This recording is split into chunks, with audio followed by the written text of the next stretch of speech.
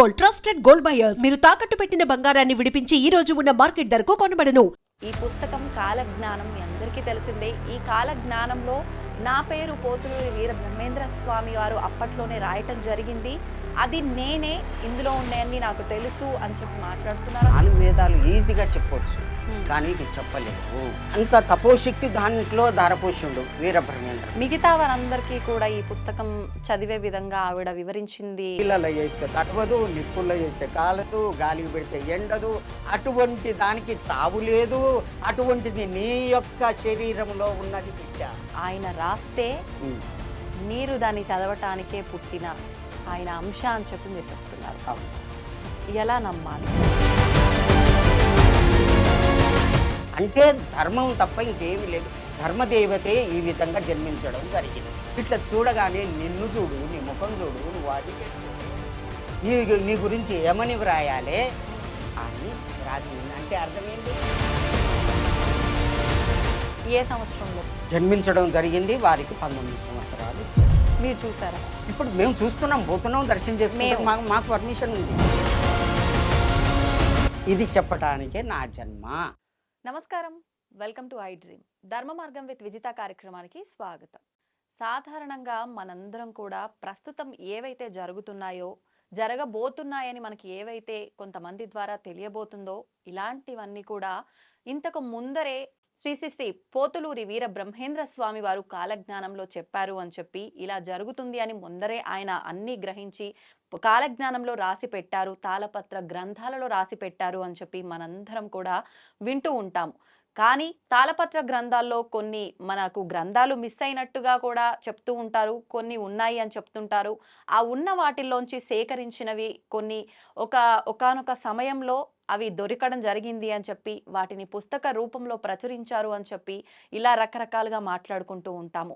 పోతులూరి వీర బ్రహ్మేంద్ర స్వామి వారు ఆయన మరణం తర్వాత మళ్ళీ శ్రీ వీర వసంత భోగరాయలుగా జన్మిస్తాను అని చెప్పి ఆయనే చెప్పడం జరిగింది అని చెప్పి రకరకాలుగా మనం మాట్లాడుకుంటూ ఉంటాము.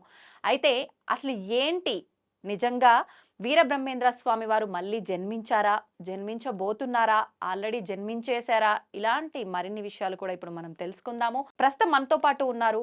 కాలజ్ఞానంలో ఆయన పేరు రాసి ఉంది అని చెప్పి, అంటే కాలజ్ఞానం ద్వారా మనందరి ముందరికి వచ్చిన ఆ పుస్తక రూపంలో వచ్చిన ఆ గ్రంథం ఏదైతే ఉందో దాంట్లో ఆయన పేరు అప్పట్లో బ్రహ్మంగారే రాసి పెట్టారు అని చెప్పి, అంటే దేవుడి అంశగా వాళ్ళ ప్రతిరూపంగా కొంతమంది లోక కళ్యాణం కోసం జన్మిస్తారు అని అంటారు కదా, అలా వారు కూడా వీరబ్రహ్మేంద్ర స్వామి వారు రాసిన కాల జ్ఞానాన్ని ఆయన రాస్తే ఆయన అంశగా జన్మించిన వారు లోకానికి తెలియచేయడం కోసం నేను పుట్టాను అంటూ మన ముందరికి ఒకరు రావడం జరిగింది. వారే రాములు గారు, రామయోగి అని పిలుస్తుంటారు. ఈ పుస్తకం కాలజ్ఞానం మీ అందరికీ తెలిసిందే. ఈ కాలజ్ఞానంలో నా పేరు పోతులూరి వీర బ్రహ్మేంద్ర స్వామి వారు అప్పట్లోనే రాయటం జరిగింది. అది నేనే, ఇందులో ఉన్నాయని నాకు తెలుసు అని చెప్పి మాట్లాడుతున్నారు. అసలు ఏంటి వాస్తవము, అసలు ఆయన నిజంగా ఇందులో రాయబడిన వ్యక్తేనా, ఇలాంటి విషయాలన్నీ కూడా ఈ వీడియోలో తెలుసుకునే ప్రయత్నం చేద్దాం. నమస్కారం అండి. నమస్కారం అమ్మా. ఓ సహనావతు సహనౌ భునక్తు సహ వీర్యం కరవావహై తేజస్వినామధీతమస్తు మా విద్విషావహై. ఇది కఠోపనిషత్తులో నచికేతుడు యమలోకం పోయినప్పుడు నచికేతుడు అడుగుతాడు, నాకు ఆత్మజ్ఞానం కలిగించు, ఆత్మ గురించి చెప్పు అంటే యమధర్మరాజు ముందుగా చెప్పినటువంటి శ్లోకం. దీని అర్థం ఏంటంటే, చెప్పేవాడికి, ఆత్మ గురించి చెప్పేవాడికి కూడా శక్తి ఉండాలి, వినే వాళ్ళకు కూడా శక్తి ఉండాలి. మన ఇద్దరికి కూడా శక్తి ఇవ్వమని భగవంతుని ప్రార్థిస్తున్నానని చెప్పినటువంటి శ్లోకం ఇది. ఇప్పుడు చెప్పేదంతా కూడా, వినేదంతా కూడా వేదం. ఇది ఈ యొక్క కాలజ్ఞానాన్ని సాంద్ర సింధు వేదము. సాంద్ర సింధు అంటే దట్టమైనటువంటి అడవిలోనికి పోతే ఏమి కనబడదో అటువంటి విధంగా ఉంటుంది. 4 వేదాలు కూడా చదవచ్చు, కానీ ఇది చదవలేరు. ఎవరు చదవలేరు. 4 వేదాలు ఈజీగా చెప్పొచ్చు, కానీ ఇది చెప్పలేరు. చదవలేరు అంటే ఇప్పుడు ఈ పుస్తకం లిపి ఉంటుంది. ఇప్పుడు చదవటం చదువుతాము, దాని సారాంశాన్ని అర్థం తెలియదు. అది అదే అన్నమాట. ఒక పేజీ చదవంగానే నిద్ర వస్తుంది. అంత మ్మ్. తపోశక్తి అంటే దాంట్లో ఉంది. ఏకాగ్రత ఉండదా చదవటానికి? అంత తపోశక్తి దాంట్లో ధారపోషుండు వీరబ్రహ్మేంద్ర స్వామి. అంత మ్మ్. తపస్సు ఉంటుంది. ఏమీ అర్థం కాదు. మ్మ్. మీరు మామూలుగా చదివేటటువంటి చదువు మ్మ్. మనం చదువుతుంటే అర్థం కాకుంటే తొందరగా నిద్ర వచ్చి అక్కడ పెట్టేస్తాం. అవును. ఇది అర్థం కానప్పుడు ఎట్లా చదువు వస్తుంది? మ్మ్. చదువు రాదు. మ్మ్. కాబట్టి ఇది చదవటానికి వాచ్యంగానే ఉంటుంది. మ్మ్. కానీ ఆ పదాలకు అర్థం తెలియదు. మ్మ్. అంత చాలా డీప్గా ఉంటుంది అన్నమాట. చదవలేరు, చదివిన సారాంశాన్ని అర్థం చేసుకోలేరని మీరు అంటున్నారు కదా! కానీ నేను విన్నంత వరకు చాలా వరకు ఆడియో రూపంలో గూడా ఆయన రాసిన గ్రంథాన్ని ఇలా జరగబోతుందని ఆల్రెడీ బ్రహ్మం గారు చెప్పారు అని చెప్పి చాలా ఆడియోస్ మనకు వినిపించాయి గదా! మరి అవన్నీ? జవంగల నాగభూషణం అని చాలా గొప్ప వ్యక్తి. బ్రహ్మంగారి యొక్క చరిత్ర హ్మ్. వాచ్యంగా అందరికీ అర్థమయ్యే విధంగా వ్రాశారు. హ్మ్. కానీ అస్సలుకి ఆయన చరిత్ర వ్రాశాడు కానీ కాలజ్ఞానం రాయలే. కాలజ్ఞానం అయినా సరే గోవింద వాక్యాలు హ్మ్. అందరికీ తెలిసేటటువంటి విధంగా అతను ప్రచారం చేసినటువంటి విషయాలే వ్రాశారు. కానీ హ్మ్. 1వ అధ్యాయం నుంచి 11వ అధ్యాయం వరకు ఎవ్వరూ చేయి పెట్టలేదు ఇప్పటిదాకా. హ్మ్.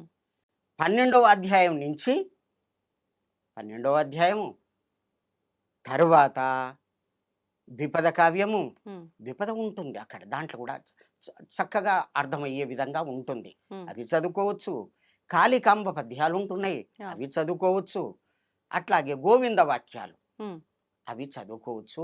దాంట్లో కూడా కాలజ్ఞానం ఉంటుంది. హ్మ్. కానీ అందరూ చదివితే అది అర్థమైనట్టుగా ఉంటుంది. కానీ అది కూడా కష్టమే అన్నమాట. అర్థం అవ్వదు. కానీ 1వ అధ్యాయం నుంచి 12వ అధ్యాయం వరకు హ్మ్. ఇంతవరకు ఎవ్వరూ చెప్పలేదు. అది మా గురువైనటువంటి మాణికేశ్వరి మాత వారే వీరధర్మజులు. వారు చెప్పినటువంటి విధంగా దాని మీద సాధన చేసి దాన్ని వాచ్యంగా అందరికీ 30 సంవత్సరాలు కూడా బోధించడం జరుగుతుంది. అటు కర్ణాటక, హ్మ్. ఇటు తెలంగాణ, ఆంధ్ర ప్రాంతాల్లో కూడా విదేశాల నుంచి కూడా కోట్ల మంది ఉన్నారు అమ్మగారి యొక్క శిష్యులు, హ్మ్. భక్తులు. వాళ్ళందరికీ చెప్పడం జరిగింది. అమ్మ చెప్పమని చెప్పేవారు. ఇప్పుడు ఆవిడ దగ్గర మాతాజీ దగ్గర అంతమంది శిష్యులు ఉన్నారు గదా! అవును. అంటే అందరిలో మీరొకరు. అవును. మిగతా వారందరికీ కూడా ఈ పుస్తకం చదివే విధంగా ఆవిడ వివరించింది ఏమీ లేదా? ఉన్నది. హ్మ్. దీంట్లో ఇట్లా జరుగుతుంది, జరగబోతుందని 78లోనే హ్మ్. 1975లో అమ్మగారు యానగుందిలో ఉండి హ్మ్. మాయమైపోయారు. ఆకాశ మార్గంలో వెళ్ళిపోయారు. వెళ్ళిపోయి హిమాలయాలకు వెళ్ళిపోతామని వెళ్ళిపోయారు. ఇదంతా కూడా జన అరణ్యం ఇది. హ్మ్. తపస్సుకు విఘ్నమవుతుంది. వెళ్ళిపోతా అని చెప్పి భక్తులకు చెప్పి మాయమై వెళ్ళిపోయారు. హ్మ్. వెళ్ళిపోయి ఎక్కడ ఉన్నారు? హిమాలయాలకు పోకుండా శ్రీశైలం పోవడం జరిగింది. శ్రీశైలం. శ్రీశైలం పోవడం జరిగింది. అక్కడ ఓ 3 సంవత్సరాలు నల పింగళ నాతో ఇష్టం చేశాను గనక అని దాంట్లో క్లియర్ రాసిన ఆ సంవత్సరాలనే అక్కడికి పోయిండు. హ్మ్. అమ్మగారు అక్కడికి పోవడం జరిగింది. ఆ! ఆకాశ మార్గంలో పోవడం జరిగింది. మామూలు మామూలు వాళ్ళు చేసే పనులు కావవి. అంటే మీరు చెప్పిన దాన్ని బట్టి మీ గురువులు మాతాజీ ఎవరైతే ఉన్నారో ఆ! ఆవిడ వీరబ్రహ్మేంద్ర స్వామి ఆవిడ రూపంలో జన్మించారని చెప్తున్నారా? అదే మీకు అంటే వ్యక్తం ఆయన చేయటానికి. గారు ఇప్పుడు వీరబ్రహ్మేంద్ర స్వామి వారు చెప్పిన దాన్ని బట్టి వీరభోగ వసంతరాయలుగా నేను జన్మిస్తాను అని చెప్పి. హ్మ్. మరి అంటే అక్కడ మగవారేమో అన్నట్టుగా అర్థమవుతోంది మనకు. హ్మ్. మీరు చెప్పినట్టుగా ఈవిడ ఆడవారు మాతాజీ. ఆ! అలా ఎలా మేము ఆవిడ ఆ అంశతో పుట్టింది అనుకోవచ్చేమో గానీ, ఆయనే ఇలా జన్మించారని ఎలా అనుకుంటాం? ఒక 5 నిమిషాలు టైం ఇవ్వండి. క్లియర్‌గా అన్నీ చెప్పేస్తాను. తప్పకుండా. ఈ విధంగా పోయిన తర్వాత హ్మ్. శ్రీశైలం వెళ్ళిపోయారు. హ్మ్. అక్కడ తపస్సు చేయడమే. అన్నం లేదు, నీరు లేదు, నిద్ర కూడా లేదు. హ్మ్. సమాధిలో కూర్చున్నారంటే 3 ఏండ్లు కూర్చునేది. 3 సంవత్సరాలు. ఆ! బయటికి ఇట్లా చూసేవాళ్ళు కూడా కాదు. ఆ అటువంటి తపోశక్తి ఉన్నటువంటి పరమాత్ముడు వీరధర్మజ మాత. తల్లిదండ్రులు పెట్టింది మాణికేశ్వరి మాత. హుహు. ఇది 5వ అధ్యాయంలో శ్రీ వీరధర్మజ ఉద్భవ అనేటటువంటి సన్నివేశంలో వారిదంతా కూడా వ్రాయడం జరిగింది. హుహు. వారు అక్కడికి పోయి ప్రతిరోజు కూడా శివాలయం అక్కడ గంగాధర్ అని ఉండేవాడు. అతను ప్రథమ పూజారి ఆ టైంలో అప్పట్లో. 75లో. హుహు. అయితే అమ్మ యొక్క మహిమలు చూసి వాళ్ళు కూడా ఏమనకపోయేది. హ్మ్. నాయనా లోపలికి పోతాను, నేను అక్కడ సాధారణ కూర్చుంటా, నేను చూస్తాను అని చెప్తే అందరూ వెళ్ళిపోయిన 1-2 గంటల తర్వాత అంత ఎప్పుడైతే టెంపుల్ బంద్ చేస్తారో తర్వాత అమ్మ లోపలికి పోయేది కూర్చునేది. హుహు. కూర్చున్న తర్వాత అమ్మ ఏమని చెప్పారంటే స్వయంగా చెప్పేది. ఎందుకంటే నేను వారి యొక్క చరిత్ర రచన చేశాను కాబట్టి నాకు చెప్పేదన్నమాట. హ్మ్. ఏం జరిగినా గాని చెప్పేది. రాములు ఇట్లా చేశాను, ఇట్లా చేశాను ఈ విధంగా అని. వారు చెప్పినటువంటి మాటలు ఒక్కటి కూడా పారేయకుండా హ్మ్. నేను అవగతం చేసుకొని గ్రంథ రూపకంగా వ్రాయడం జరిగింది. మీరు రాసారా? రాశాను. నేను రాసినటువంటి పుస్తకాలు కూడా ఉన్నాయి. ఇప్పుడు తెచ్చాను. అవునా? ఆ! ఉన్నాయన్నమాట. ఆ విధంగా రాసేదన్నమాట. అయితే అక్కడ లోపలికి పోయిన తర్వాత తాళాలేసి ఇది వెళ్ళిపోయేది. హ్మ్. రాములు లోపలికి పోతే అన్ని బాగా దోమలు కరిచేది నాకు. హ్మ్. ఇట్లా చెప్పేది. కరుస్తుంటే ఆ పరమాత్మ ఈ ఈ యొక్క శరీరానికి ఎంత అనుభవించవలసి ఉందో ఆ విధంగా అని చెప్పి అట్లనే ధ్యానంలో కూర్చునేదట. హ్మ్. కూర్చున్న తర్వాత మళ్ళీ గంగాధర్ పోయి తెల్లారి మళ్ళా అమ్మ లోపలికి ఉంది కదా! తాళాలేసిపోయింది కదా! అవును. చూస్తే లోపల ఉండకపోయేది. మాయమై వెళ్ళిపోయేది. ఎటు హ్మ్. పోయేదే తెలవదు. అంత అటువంటి తపోశక్తి వారిది. అట్లా కొంత 3 సంవత్సరాలు గడిచిందనమాట. హ్మ్. అయితే ఒకనాడు ఏం చేసిరంటే అమ్మగారు భ్రమరాంబ మాత గుడి ఉన్నది కదా! అవును. ఈశాన్య మూలలో చిన్న రంధ్రం ఉందట. చీమలు పోయేటటువంటి రంధ్రం చిన్నది. దాంట్లోకెళ్ళి సూక్ష్మ రూపకంగా పోయిరట. పోతే లోపట కాల్వ ఉన్నదట. హ్మ్. అది నీటి కాల్వ. అక్కడ పోతా ఉంటే దేవత పోలీసులు ఉన్నారట. హ్మ్. మనం ఎక్కడ ఈ మాటలు వినలేదు మనం. అవును. ఇది విచిత్రం. తర్వాత నాగేంద్రుడు ఉన్నాడట. హ్మ్. మీరు రావద్దు అని అన్నారట దేవభాషలో. అంటే ఎందుకు అంటే అక్కడ కొలనున్నది. హ్మ్. భూమి లోపట కొలనున్నది. ఒక చెరువున్నది. దాంట్లో శివుడు తపస్సు చేస్తున్నాడు.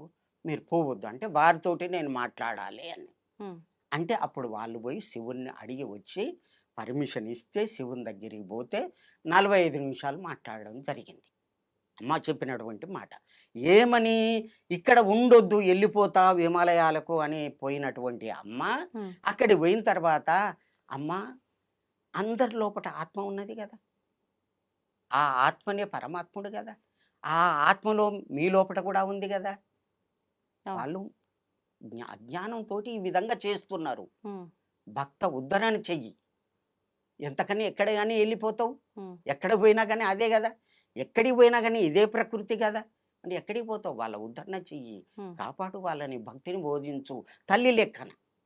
తల్లి ఏ విధంగా గోరుముద్దలు తినిపిచ్చి ప్రేమతోటి అవును.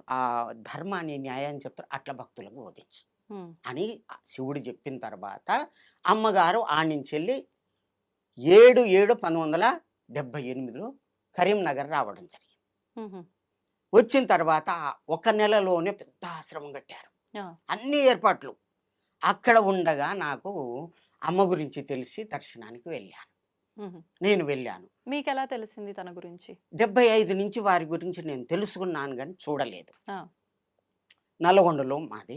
హ్మ్. అక్కడ నేను ఓరియంటల్ కాలేజ్ చదువుతున్నాను. హుహు. చదివేటటువంటి టైంలో తెలిసి నల్గొండ భక్తులంతా పోతూ ఉంటే వారెమ్మడి వెళ్ళాను. హ్మ్. వెళ్ళిన తర్వాత చూశాను. అనుకోకుండా శబ్దం వచ్చింది. ఆ! ఏమని అంటే, "అమ్మా! నాకు యోగ సిద్ధి పొందాలని ఉన్నదమ్మా" అని అరిచాను. పెద్దగా అరిచాను. మాతాజీ దగ్గరికి మీరెళ్ళగానే. ఆ! వేల మందున్నారు. హ్మ్. అందులో అనుకోకుండా నాకు శబ్దం వచ్చేసింది. అప్పుడు అమ్మ బాగా చూశారు అంతే. హ్మ్. వారి చూపుతోటే నాలో ఏమైందో తెలవదు. హ్మ్. ఎటు చూసినా గాని 12 సంవత్సరాలు అమ్మనే కనిపించేది. ఎటు చూసినా అమ్మనే. ఎటు చూసినా అమ్మదే. 12 సంవత్సరాలు. ఆ తర్వాత నుంచి. ఆ తర్వాత ఏం జరిగిందో నాకు తెలవదు. హ్మ్. ఆ విధంగా అయింది. తర్వాత 1979లో టంగురు టంగుటూరి అంజయ్య మనకు ముఖ్యమంత్రిగా ఉండేవారు. ఆ హుహు. టైంలో అక్కడ ఆశ్రమం ఏర్పాటు చేశారు. హ్మ్. అక్కడే ఉండి అమ్మగారు తపస్సు చేసిర్రు. అడవి లోపట హ్మ్. వెంకటమ్మ చెలిమ అని ఉన్నది. ఆహా! ఆ శ్రీశైలానికి ఒక 2 కిలోమీటర్ల దూరంలో అడవిలో ఉంటుంది. హ్మ్. అక్కడ అమ్మకు పులులు కావలుండేది. చెట్టు మీద కూర్చొని తపస్సు చేసేది. హుహు. చెంచు వాళ్ళంతా గూడా ఆడంగా పొయ్యేవాళ్ళు. దండం పెట్టుకొని పొయ్యేవాళ్ళు. హుహు. అక్కడ సారబట్టీలు అయి పెట్టేది అటువంటి వాళ్ళనమాట. అమ్మ పోగానే అవన్నీ గూడా బంద్ జేసిర్రు. అమ్మకే దండం పెట్టేవాళ్ళు. చెంచు వాళ్ళు గూడా పచ్చి మాంసం తినేటటువంటి చెంచు వాళ్ళు గూడా అమ్మను చూడగానే మారిపోయి వాళ్ళు సాత్వికంగా మారిపోయారు. హ్మ్. పులుల యొక్క ఒక పులి పిల్లలు చేసిందాడ. చుట్టూ తిరిగి ఆడుకునేది. హ్మ్. అటువంటి అడవిలో అమ్మగారు చెట్టు మీద కూర్చొని తపస్సు చేశారు. హ్మ్. ఆ విధంగా 3 సంవత్సరాలు తపస్సు చేసి కరీంనగర్కి వచ్చి అక్కడి నుంచి వెళ్ళి మళ్ళీ శ్రీశైలం పోయి ఎంతోమంది భక్తులకు ఒక అమ్మ క్యాన్సర్ రోగం వచ్చింది. వస్తే అమ్మ ఎక్కడ ఏ హాస్పిటల్ పోయినా కానీ నువ్వు బతుకో, ఇంకా 10 రోజులే బతుకుతావు, ఆ చావేదో నేను అమ్మ దగ్గరనే చస్తా అని వస్తే అక్కడికి పోయిన తర్వాత ఏదో అమ్మ ఇస్తే ఆడ అయ్యన దగ్గర పెడితే ఒక రోజు రాత్రి ఒక యోగిగా పొయ్యి ఒక పాము తీసుకొని మీద వేసిందట అమ్మ. ఏంగానే భయపడ్డది. అది పలిగిపోయింది. ఈ చెంపకు గడ్డ అయింది, పలిగిపోయింది. ఆ చీము రక్తం అంతా పురుగులు అవన్నీ పోయి 25 సంవత్సరాలు బ్రతికింది. అట్లా వేల మందికి బాగా చేసింది అమ్మ తన చూపుతోటే, తమ యొక్క విభూతినిచ్చి వేల మందికి ఇది చేసి నేను చేస్తాను, మీకు బాగు చేస్తాను, కానీ ఒకటి నియమం. ఏంటిదే? మాంసం తినవద్దు. మాంసహ అత్తి మాంసం. మాంసము అనే పదానికి అర్థం ఏంది? మాం నన్ను, సహ అది, అత్తి అంటే తింటుంది, నన్ను అది తింటుందని ఆ పదం యొక్క అర్థము తెలిసి కూడా నీవు ఆ పని చేస్తున్నావంటే ఎంత పాపము నీకు తెలుసు. ఆ విధంగా చెప్పి అమ్మ పాలు తీసుకురా, తోడయ్యి, మాంసం తీసుకురా, దాన్ని అట్లాగే మూతబెట్టు, పాలు తోడుకొని అమృతం అవుతుంది. ఇది తెల్లారే కౌసు వాసన వస్తుంది. ఈ కౌసు తిన్నవారే నీచు అంటారు దీన్ని. నీచు తిన్నవాడే నీచుడు, ఈ అమృతం తాగిన వాడే దేవత. కాబట్టి ఇది తాగుతావా, అది తాగుతావా, అది వద్దమ్మా. ఇట్లా చిన్న చిన్న మాటలతోటి అమ్మ చెప్పేవారు. ఇది అమృతము, అది విషం. కాబట్టి ఇట్లా చిన్న చిన్న మాటలతోటి నేర్పి వాళ్ళని సాత్వికుల్ని చేసి ఆ తల్లి కోట్ల మందిని తయారు చేశారు. మళ్ళా ధ్యానం కూర్చుంటే మనసు నిలవదు కదా, ఇట్లా చూసిరంటే వారికి శక్తి వచ్చేది, శక్తి పాతం చేసేది అంతే. తెల్లారి ఇట్లా కూర్చున్నంటే లేకపోయేది అంతే. అట్లాంటి వాళ్ళు చాలా మంది ఉన్నారు. ఇప్పుడు అక్కడ యానగొందిలో ఆడపిల్లలు సంసారం చెయ్యరు. ఎందుకు అంటే అమ్మని చూసిన వాళ్ళంతా ఇంతే, దీక్ష. అన్నం లేదు, నీళ్ళు లేదు, ఏది లేదు, ఒట్టిగా అది గుట్ట చుట్టూ తిరుగుతుంది. ఒక నాయన 10 రూపాయలు ఇవ్వ, నాతోటే మంచిగా మాట్లాడుతా, అందరినీ మంచిగా ఇష్టం వచ్చినట్టు తిడుతుంది. నేను వచ్చేటప్పుడు కూడా నిన్న కూడా నాయన 10 రూపాయలు ఇవ్వ, ఛాయ్ తాగుతా. ఎందుకు తల్లి ఆడ కూర్చొని తపస్సు చేసుకునే? తపస్సు అనేది అందరికీ సాధ్యమవుతుందా? ఇదే నా వృత్తి అమ్మ చెప్పింది అని అట్లా చెప్పి అటువంటి వాళ్ళని తయారు చేసింది ఆ తల్లి. మామూలు అమ్మ చదువు రాదు అమ్మకు, చిన్నప్పటి నుంచే ఎన్నో మహిమలు చూపెట్టింది. మాయమైపోయేటటువంటి ఇది ఆ విధంగా చేస్తుంటే యానగుందికి పోయి మల్లాబాద్లో పుట్టింది. 30 కిలోమీటర్ల దూరంలో పుట్టి అప్పుడు ఇది ఈ ప్రాంతం అంతా కూడా ఇది హైదరాబాద్ సంస్థానం, నైజాం పరిపాలన. అటువంటి ఇదిలో ఆడపిల్లకి ఎంత కష్టం. ఆడపిల్లగా ఉండి పెళ్లి చేసుకోకుండా ఉండి ధ్యానం చేసుకోవడం అంటే ఎవరన్నా ఊరుకుంటారా? ఎవరు ఊరుకు? అటువంటి ఇదిలో ఎన్ని కింద ఉంటే అందరూ రాళ్ళ తీసుకొని కొడతారు. ఏం చేయాలి? నీళ్ళ లోపల ఉండాలి, ధ్యానం చేసుకోవాలి. నీళ్ళ లోపలికి పోయిందంటే 3 రోజులు వెళ్ళకపోయేది. మరి ఎట్లా అంటే జలస్తంభన వచ్చింది. ఆ పైన ఎట్లా అంటే ఇట్లా కూర్చున్నదంటే బాగా చచ్చిపోవాలి, ఈ జీవితం నాకొద్దు, ఎట్లా చచ్చిపోవాలని మూసుకునేది రాములు. ముక్కు మూసుకోగానే ఆ ఊపిరి ఆగిపోయి కుంభస్థితి వచ్చి అదే యోగం అయ్యింది. అయిపోయి అన్నం లేకుండా అయిపోయింది. 8 సంవత్సరాలకి అన్నం. పశువులు కాసేది పేదవాళ్ళు, పశువులు కాసేది. ఆ విధంగా ఇదైంది. ఏం చేయాలి? ఎవరు కనపడకుండా ఏం చేయాలి అని చెప్పి భూమిని తవ్వేది, ఆ భూమి లోపల పడుకునేది, మట్టి కప్పుకునేది. ఎట్లా కప్పుకునేది? ఒక చేయితోటి కప్పుకునేది. కప్పుకున్న తర్వాత ఈ చేయి కనపడుతుంది కదా, ఈ ఎట్లా చేయాలబ్బా అని చెప్పి మళ్ళీ ఇట్లా చిన్నగా కప్పుకుంటా మళ్ళీ లోపలికి గుంజుకునేది. అట్లా కొన్నాళ్ళు భూమి లోపల ఉండేది. అట్లా గుట్టలు తిరుగుతూ పులులున్న దగ్గర తిరుగుతూ సాధన చేసుకొని యానగుందికి వచ్చి భక్తులను ఉద్ధరణ చేసి ఇదంతా చెప్పి అమ్మ ఆ స్థితికి వచ్చింది. అమ్మ కరీంనగర్లో ప్రతిరోజు కూడా కాలజ్ఞానం చెప్పేది. నేను నా కన్నులార విన్నాను. రాబోయేటటువంటి కాలం మంచిగా లేదు, పొట్టుపోయి గట్టి నిలుస్తుంది. అమ్మ వస్తుంటే తలుపులు వాటంతట అవే తెరుచుకునేది చిన్నగా, ఎవరు తీయరు. ఉమ్, అమ్మ తపోగృహానికి పోయిన తర్వాత అమ్మ బయటికి వెళ్తే మళ్ళా వచ్చిన తర్వాత ఆసనం వేసుకుంటే ఆసనము ఒక సాప మీద కూర్చునేది. ఆ అమ్మ పోగానే అది దానంతట అదే చుట్టుకొని పక్కకు పడేది.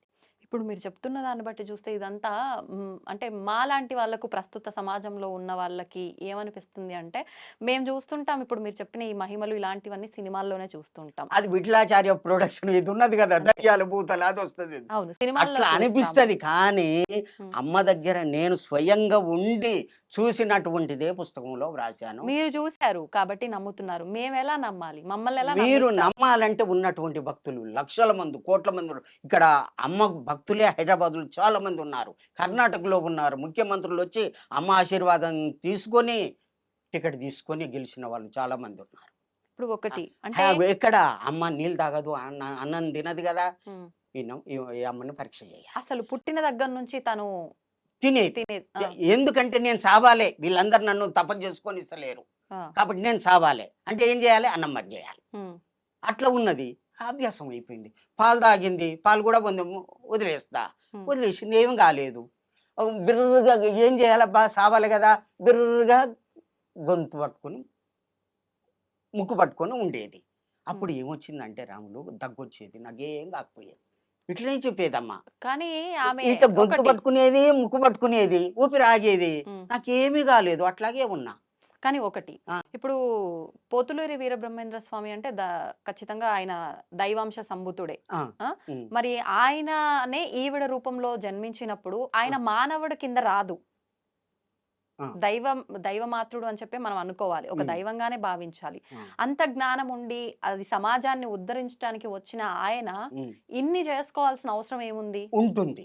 ఏంటది? రాముడు స్వయంగా దేవుడు అయినా సరే నేను దేవుడిని అని చెప్పలే. హ్మ్. అన్ని బాధలు అనుభవించిండు. అనుభవించాడు. గంగా నది దాటేటప్పుడు కూడా ఆయన సహకారం తీసుకుండు కదా, మరి అందరు సహకారం తీసుకుండు కదా, హ్మ్. లక్ష్మణుని యొక్క సహకారం తీసుకుండు కదా, హ్మ్. అవునా? హ్మ్. మరి అందరి సహకారం తీసుకొని కోతుల యొక్క సహకారం కూడా తీసుకుండు కదా. హ్మ్. వాళ్ళు లేకుంటే అప్పుడు వారధి కట్టినప్పుడు కూడా ఆయన యొక్క అట్లాగే సహకారం తీసుకోవాల్సి వస్తుంది. మానవుల యొక్క ప్రవృత్తి అది. హ్మ్. ఒకరి సహకారంతో ధ్యానం చేస్తాం, యోగం చేస్తాం, అవన్నీ చేస్తాం. తెలవనట్టుగానే ఉండడమే మానవుల యొక్క ఇది వాళ్ళ యొక్క ప్రవృత్తి. హ్మ్. ఇప్పుడు ఆ మాతాజీ ఏమైపోయారు? ఇప్పుడు వారు ఆ విధంగా చేసి హ్మ్. దీంటకాల జ్ఞానములో జన్మసేవ్యం భక్తిప్రదం ప్రదోష తీర్థం ప్రయాగమాదం ఆనగుంది. ఆ అనగుంది ఎటువంటిది? జన్మను తరింపజేయాలంటే ఏం చెయ్యాలి? వేదం చదువుతాం, శాస్త్రం చదువుతాం, యజ్ఞం చేస్తాం, అది చేస్తాం, పూజలు అవన్నీ చేస్తాం. హ్మ్. అక్కడికి వచ్చి వారిని దర్శనం చేసుకుని వారి యొక్క మాటలు విని ఆ విధంగా చేసుకుంటే జన్మ తరించిపోతుంది అని రాశాడు. హ్మ్. జన్మ భక్తిప్రదం అంత దొంగ భక్తులు ఉంటారు, హ్మ్. నిజ భక్తులు ఉంటారు, దొంగ భక్తులు కూడా ఉంటారు. హ్మ్. అవసర భక్తి, ఆడంబర భక్తి, స్థిర భక్తి అని 3 రకాలు భక్తిలో. అవసర భక్తి ఎంకన్నా దగ్గరికి పోతాం, అవసరం, స్వామి నీకు 10,000 వేస్తా, ఈ పని చేసి పెట్టు అని 10,000 వేస్తారు. ఆ పని కాగానే మర్చిపోతారు. ఆడంబర భక్తి, ఓ విభూతి ధారణ పెడతారు, ఓ జోరుగా ఉంటారు, అన్ని కోట్లు వేసుకుంటారు, నేను భక్తుడిని అని తిరుగుతారు. హ్మ్. అది ఆడంబర భక్తి. హ్మ్. వాళ్ళ దగ్గర ఏముండదు, మళ్ళా జ్ఞానం అంటే కూడా తెలియదు, మనసును కూడా నిలబెట్టలేరు, ఏముండదు. హ్మ్. నేను భక్తి పడినని అందరితోటి కాలు మొక్కించుకుంటారు, పాద పూజ చేయించుకుంటారు, ఓ ఎన్ని చేస్తారు, ఓ అన్ని చేస్తారు. హ్మ్. ఆడంబర భక్తి. స్థిర భక్తి బూడిద కప్పినటువంటి నిప్పు మీద బూడిద కప్పితే ఏ విధంగా నిప్పు కనపడదో అట్లా ఉంటారు. హ్మ్. ఈ 3 రకాలు అట్లా ఉన్నారు అమ్మ. ఓకే. అటువంటి శక్తివంతులు. హ్మ్. అటువంటిది యానగుంది, హ్మ్. ముక్తినిచ్చేటటువంటిది. అక్కడ ఎవరుంటారు? మాణిక్యేశ్వరి మాత, మామి మూమే మక, ఈ యొక్క అక్షరాల్లో వారి యొక్క పేరు ఉంటుంది. అయితే ఓకే. వారు వీరధర్మజులు కదా, అవును. వారు పురుషులు కదా, పురుషుల యొక్క పేరుంది కదా, స్త్రీ యొక్క పేరుంది కదా అని ఇప్పుడే అడిగారు మీరు. అవును. అయితే దీనికి ముఖ్యంగా కలియుగము, శ్రీకృష్ణుడు ఈ భూమి మీద నుంచి వెళ్ళిపోయింది నుంచి కలియుగం ప్రారంభమైంది. యుద్ధం అయిపోయింది, అంత అయిపోయింది. ఆ హ్మ్. విధంగా అయిపోయిన తర్వాత శ్రీకృష్ణుడు భూమిని వదిలిపెట్టి పోతున్నాడు. అప్పుడే కలియుగం ప్రారంభమైంది. అక్కడి నుంచి లెక్క కట్టుకుంటే ఉమ్, కలి అంటే పాపయుగం. అవును. కలి అంటేనే పాపం. పాపయుగం అంటే అందరూ పాపం చేయవలసిందే. ఉమ్, అటువంటి యుగం భయంకరమైనటువంటి పాపం. 1755 వచ్చేసరికి జంజం వేసుకున్న వాళ్ళని ప్రతి ఒక్కరిని చంపేశారు. దాచుకున్న వాళ్ళు మెలిగారు. అప్పుడు శూద్ర రాజులు పరిపాలిస్తున్నారు. ఆ, ఆ టైం అటు ఇటు కరెక్టే అని కాదు, సంవత్సరం అటు ఇటు చంపేశారు. ఆ యజ్ఞాలు తీసుకొని రక్తంలో ముంచి యజ్ఞం చేశారు. అటువంటి భయంకరంగా ఇది జరిగింది. నలంద విశ్వవిద్యాలయంలో 10,000 మంది అధ్యాపకుల్ని, 20,000 మంది ఆ, విద్యార్థుల్ని కూడా చంపేశారు. గ్రంథాలు ఎట్లా ఉండంటే గుట్టలు గుట్టలు మన వేదాలు, శాస్త్రాలు, పురాణాలు అన్నీ కూడా ఉంటే అన్నిటిని తలగబెట్టేశారు. ఉమ్, అటువంటి కలి అప్పుడుండే. ఆ, మరి ఇప్పుడు ఉందా అట్లా? లేదు. అంటే మారింది మారింది. కానీ అర్థం కదా. తరువాత అక్కడి నుంచి బట్టి విక్రమార్కుడు 3044 వరకు ఉన్నాడు. అతని కాలములో ధర్మం అటు ఇటు ఉన్నది. వీడు కలి పనిచేయలే. ఆ, ఆయన లేచిండంటే అంత ఇదిగా చేసిండు. ఇప్పటికి రాజస్థాన్ ఆ ప్రాంతంలో మనం చూడొచ్చు. ఉమ్, వారు ఉన్నటువంటి గుట్ట ఉన్నది. అక్కడ ఉన్నటువంటి ఇది పరశురాము స్వయంగా తీసుకుపోయి కోసినటువంటి మడుగున్నదండి. ఆ, ఆ ఆ భూమిని ప్రక్షాళన చేయటానికి అవన్నీ కూడా మనం చూడొచ్చు. అంతవరకే ధర్మం ఉన్నది. ఉమ్, 3000 కలియుగం 3044 వరకు కొద్దిగా ఉంది. తర్వాత అక్కడి నుంచి ముస్లిములు, ఆంగ్లేయులు 2000 సంవత్సరాలు పరిపాలన చేశారు. ఎప్పటిదాకా 1901 సంవత్సరంలో కలకత్తాను ఉమ్, రాజధానిగా చేసుకొని విక్టోరియా రాణి 8 మంది మంత్రులతోటి ఉమ్, పాలన చేస్తుందని భవిష్య పురాణంలో వ్రాసి ఉన్నది. భవిష్యత్ పురాణంలో వ్రాసి ఉన్నది. ఓకే. అది అంతవరకే రాసి ఉండ. అంటే అంతవరకు 1100 సంవత్సరం వరకు ఎంత అయింది కలియుగము? 5,000 అయ్యింది. 5,000. 5,000 అయింది. అంటే తర్వాత రాయలేదంటే ఆయనకు తెలవకనా? ఆ, మరి ఎందుకు రాయలేదు? ఆ, అంటే ఈ విధంగా మార్పు జరుగుద్దనే అర్థం కదా. 4,32,000 సంవత్సరాలని చెప్పిండు కదా. అవును. 5,000కి ఎందుకు బంద్ చేసిండు? అంతమంది అందరికి గురించి ఎందుకు రాయలేదు? ఉమ్, అది అన్నమాట. కాబట్టి అంతవరకే రాసి వదిలిపెట్టిండు. ఉమ్, తర్వాత ఏం జరిగింది? అయితే దీంట్లో వేదవ్యాసుడు భాగవతంలో భగవంతుని రాకడం కలియుగ మార్పు గురించి ఒక శ్లోకం ఇచ్చాడు. ఏంటండి? చంద్ర సూర్యచ్చ తదా తిష్య బృహస్పతి. ఉమ్, యదా చంద్ర సూర్యచ్చ తదా తిష్య బృహస్పతి. చంద్రుడు, సూర్యుడు, బృహస్పతి అంటే గురువు ఏకరాశిలో సమేస్యంతి, ఒక రాశిలో కలిసినప్పుడు ఉమ్, తత్కృతం తదా భవతి తత్కృతం, కృతయుగం వస్తుంది అని రాశాడు. ఉమ్, సూర్యుడు, సూర్యుడు, చంద్రుడు, చంద్రుడు, బృహస్పతి ఏకరాశిలో, ఒక రాశిలో, పుష్యవీ నక్షత్రంలో, ప్రథమ పాదంలో, కర్కాటక రాశిలో, అది ఆషాఢ మాసములో ప్రథమ పాదములో కలిసినప్పుడే కలియుగం పోతుంది, కృతయుగం వస్తుంది అని ఒక శ్లోకం రాశాడు. ఆ, ఎక్కడ? ఆ, భాగవతములో 12వ స్కందములో 2వ అధ్యాయములో 24వ శ్లోకంలో వ్రాశాడు. ఉమ్, ఆయనకు తెలవకనా? ఆ, మరి 1/8/1943లో వచ్చింది కదా. ఉమ్, ఎందుకు రాసిండు ఆయన? తెలవకనా? ఉమ్, 1/8/1943లో ఈ శ్లోకం వచ్చింది. ఉమ్, ప్రథమ పాదమే, మళ్ళా ఆషాఢ మాసమే, పుష్యమీ నక్షత్రమే. కరెక్ట్గా డేట్లు చేశాను, కరెక్ట్ సరిగ్గా కలిసింది. ఉమ్, అంటే అర్థం ఏంది? అది అది జరగకుంటే తప్పైతుంది కదా. ఉమ్, అంటే 43 కంటే ముందుగానే భగవంతుడు పుట్టాలి కదా, కలికి భగవానుడు. కలియుగము చివరిలో నేను పుడతా అన్నాడు కదా. అవును అన్నారు. అన్నాడు కదా. అన్నారు. అంటే ఆయన పుట్టకుంటే తప్పైంది కదా. ఆ, కాబట్టి భూదేవి, దేవతలు, బ్రహ్మదేవుడు అందరూ కలిసి అప్పటికి పాపం పెరిగిందని చెప్పాను కదా. అవును, ఒక్క పాలు ధర్మం ఉండవలసి ఉండే అవును. ఒక పాదం ధర్మము, 3 పాదాలు అధర్మము ఉండాలి. కానీ 3044 నుంచి అది కూడా లేకుండా పోయింది ఉమ్, మన భారతదేశంలో. భూమి అంతటా కూడా లేదు. 2000 సంవత్సరాలు లేదు. అప్పుడు భూదేవి వీళ్ళందరూ ఎప్పుడు అంటే 1891 ఉమ్, హరనామ సంవత్సరము వీళ్ళంతా కలిసి వైకుంఠం పోవడం జరిగింది అని చెప్పి దీంట్లో రాసి ఉన్నది. ఉమ్, మీకు చూపెడతాను, రాసి ఉన్నది.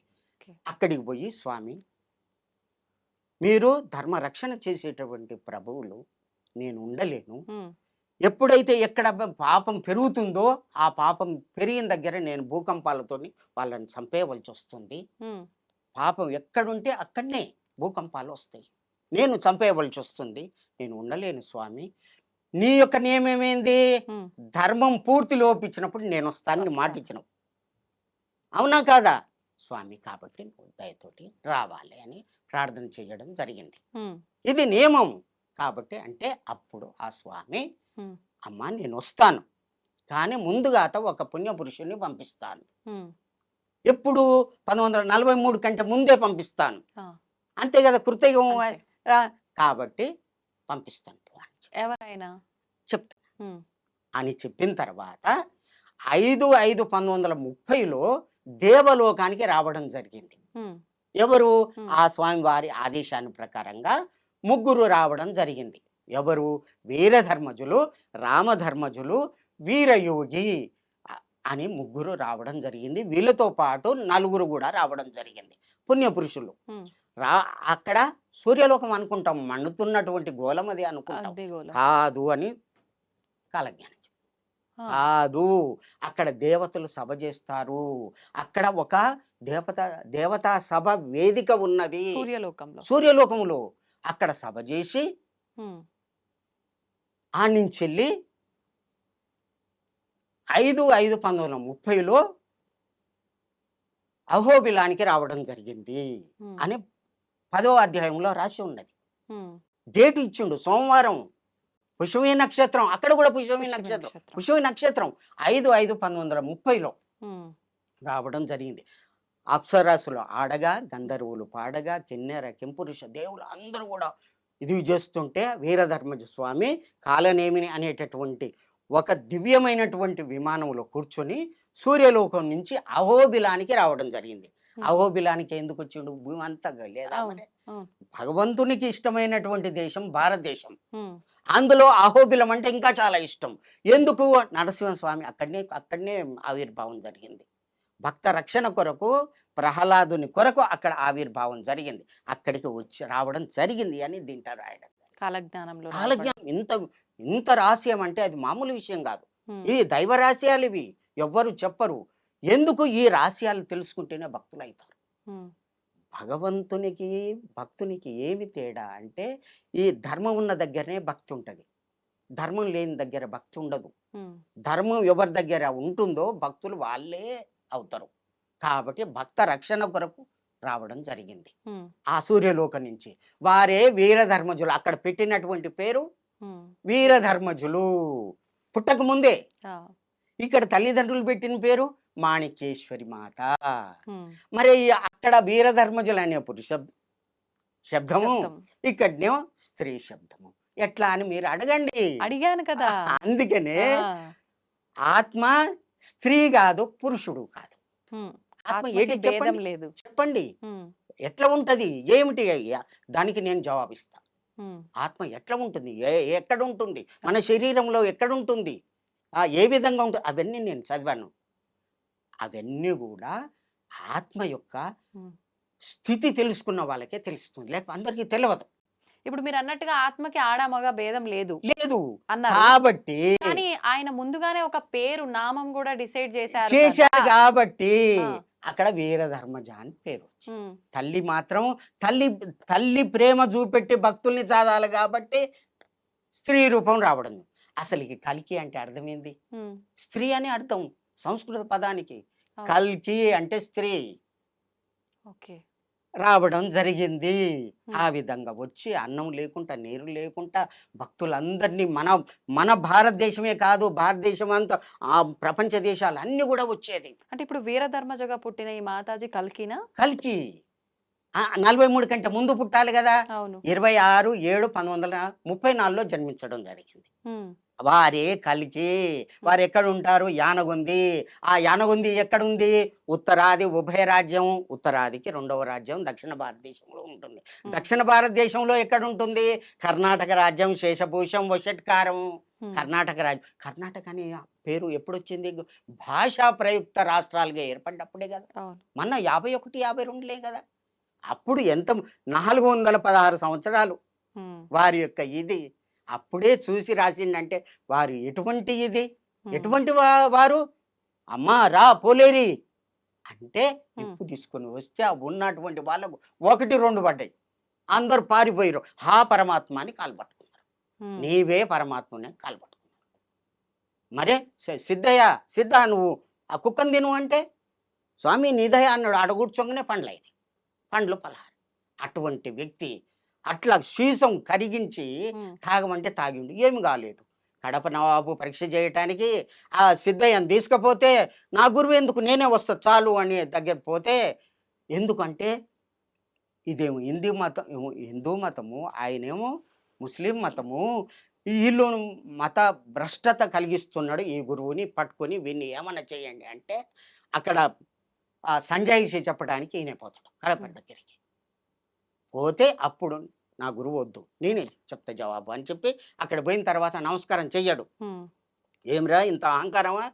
నవాబు అక్కడ ఉంటే నమస్కారం చేయవా? నా నమస్కారం నా గురువుకి ఒక్కరికే, వేరే వాళ్ళకి చేస్తే ముక్కలైపోతారు అంటే అంత శక్తి ఉందా? అప్పుడు రాతి గుండు తెప్పియమంటే ఒక గుండు తెప్పిస్తే, స్వామి నాందే నువ్వు ఉంటే ఈ యొక్క గుండు 1000 వ్రక్కలైపోవుగా కానివ్వండి దండం పెట్టేసరి పాట్ పేలిపోయింది. అటువంటి శక్తిని చూపెట్టి ధర్మ రక్షణ చేసినటువంటి పరమాత్ముడు వీరబ్రహ్మేంద్ర స్వామి. భార్య నేనే మళ్ళీ వస్తాను 5000 తర్వాత. అప్పుడేమో 5000 కాలే, 5000 తర్వాత వస్తా అన్నాడు. ఏ రూపకంగా? స్త్రీ రూపకంగా. ఎక్కడికి వస్తాను? యానగొందికి వస్తాను. యానగొంది ఇంకొకటి ఉందిగా? కాదు, దీనికి ఇంత దూరంలో ఊటుకూరు ఉంటుంది, మెత్తక సీమ ఉంటుంది. ఉన్నాయి, నేను చదివి చూపెడతా. మీరు స్వయంగా మీరు ఆ పేజీ తీస్తా, నువ్వు చదవచ్చు, నేను అర్థం చెప్తా. వీర ధర్మజ ఉద్భవ సంవత్సర మాస వార దివస నిర్ణయ జ్ఞాన ప్రతిజ్ఞాన వచనము బీజాక్షర సంక్రమము. ఇది ఈ యొక్క వేదం ఎటువంటిది అంటే ఎవరు చదివితే వాళ్ళకే అర్థమవుతుంది, అర్థం వస్తుంది. నువ్వు చదివితే నువ్వే పరమాత్మని అనే అర్థం వస్తుంది. ఒక్క పదానికి ఎన్నో అర్థాలు ఉంటాయి. రాఘవ పాండవీయము అనేటటువంటిది ఒక కావ్యం ఉంది. ఒకటే పద్యము అటు రామాయణానికి ఇటు భారతానికి రెండిటికి వర్తిస్తుంది. ఒకటి పద్యం ఒకటే. అటువంటి ఈ దీంట్లో ఉన్న ఒక్క పదమే ఎన్ని అర్థాలైనా కానీ తీసుకోవచ్చు. అటువంటి అర్థం వస్తుంది అని ఉన్నదన్నమాట. ఓకే, అదే మీరు అన్నారు కదా, అంటే మాతాజీ జన్మించిన ప్రదేశము ఎక్కడ జన్మిస్తుంది ఏంటి అనేది కూడా డీటెయిల్ గా పుస్తకంలో ఉంది కాలజ్ఞానంలో. ఒక్కసారి అది చూపిస్తారా? ఈ కాలజ్ఞానంలో పంచమాధ్యాయం అంటే 5వ అధ్యాయంలో శ్రీ వీరధర్మజ గురువు అనే ఒక చాప్టర్ ఉంది. దాంట్లో వీరధర్మజ ఉద్భవ మంచి చక్కగా సంస్కృత తెలుగు పదాలని మిళితం చేసి వ్రాసినటువంటిది ఇది. కొందరు పండితులు ఏమంటారంటే ఇది దుష్ట సమాసము, ఇది తెలుగు సంస్కృతాన్ని మిళితమైంది, ఇది తప్పు అంటారు. అది కాదు అని చెప్పడానికే నేను సిద్ధంగా ఉన్నాను. ఓకే, ఇక్కడ మీరు అమ్మగారి గురించి ఇది చదవండి. పంచమాధ్యాయము వీరధర్మజ ఉద్భవ వారి ఆ శ్లోకం చదవండి. మీరు అండర్లైన్ చేసిందా? ఓకే. జన్మసేవ్యం భక్తిప్రదం ప్రదోష తీర్థం ప్రయాగ మాధవం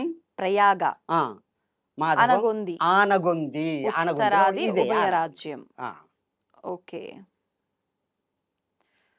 మీరు చెప్పిందంతా ఓకే. ఇక్కడ డీటెయిలింగ్ ఉంది, బ్రహ్మం గారు ఆ పేరుతో మళ్ళీ జన్మిస్తారు అని చెప్పి ఇక్కడుంది. మీరు చెప్పిన దాన్ని బట్టి ఓకే నమ్మచ్చు. కానీ నాకైతే క్లారిటీ మిస్ అయింది. అయితే మళ్ళీ కూడా అంటే తను ఒక గురువుగా మగవారి పేరుతో ఆడవారుగా అనేది నాకు కొంచెం ఇక్కడ అదే భగవంతుడు పంపించింది వీరధర్మజ అనేటటువంటి ఇది తోటి దీంట్లో బ్రహ్మంగారు రాసిరు. అవును. వారు స్త్రీ పురుష అని చెప్పలే. చెప్పలే. వైకుంఠంలో ఉమ్, ఉమ్. వైకుంఠంలో ఒక ఆత్మ వస్తుంది. అంటే వాళ్ళ ఆత్మగా పరిగణిస్తారు అంతే కాబట్టి కదా. అక్కడ ఆడ మగ భేదం లేదు ఉండదు. కాబట్టి. తల్లి గర్భానికి వచ్చిన తర్వాతనే స్త్రీ పురుష భేదాలు వస్తాయి. ఓకే. ఎక్కడ ఈ లోకంలో మాత్రమే, ఉమ్. అంతట కాదు. ఇప్పుడు ఒకటి తల్లి గర్భంలో జన్మిస్తే ఇప్పుడు ఈ మాతాజీ తల్లి గర్భంలో జన్మించారా? ఆ, మీరు అంటే మామూలుగా మనం విన్నంత వరకు వీరబ్రహ్మేంద్ర స్వామి వారు తల్లి గర్భంలో జన్మించలేదు అని చెప్పి అని ఒక ఆ. జ్యోతిలా ఉద్భవించారు అని చెప్పి రకరకాలుగా మాట్లాడతారు. ఉమ్. అది వాస్తవం ఏంటనేది నాకైతే తెలియదు. ఆ, మరి ఆ, మాతాజీ ఎలా జన్మించారు? వారు వారు కూడా వారి గురించి కొద్దిగా చెప్పి ఇది చెప్తాను. ఉమ్, వీరబ్రహ్మేంద్ర స్వామి పరిపూర్ణయాచారి ఉమ్, ప్రకృతాంబ అనేటటువంటి దంపతులకు ఉమ్, జన్మించాడు.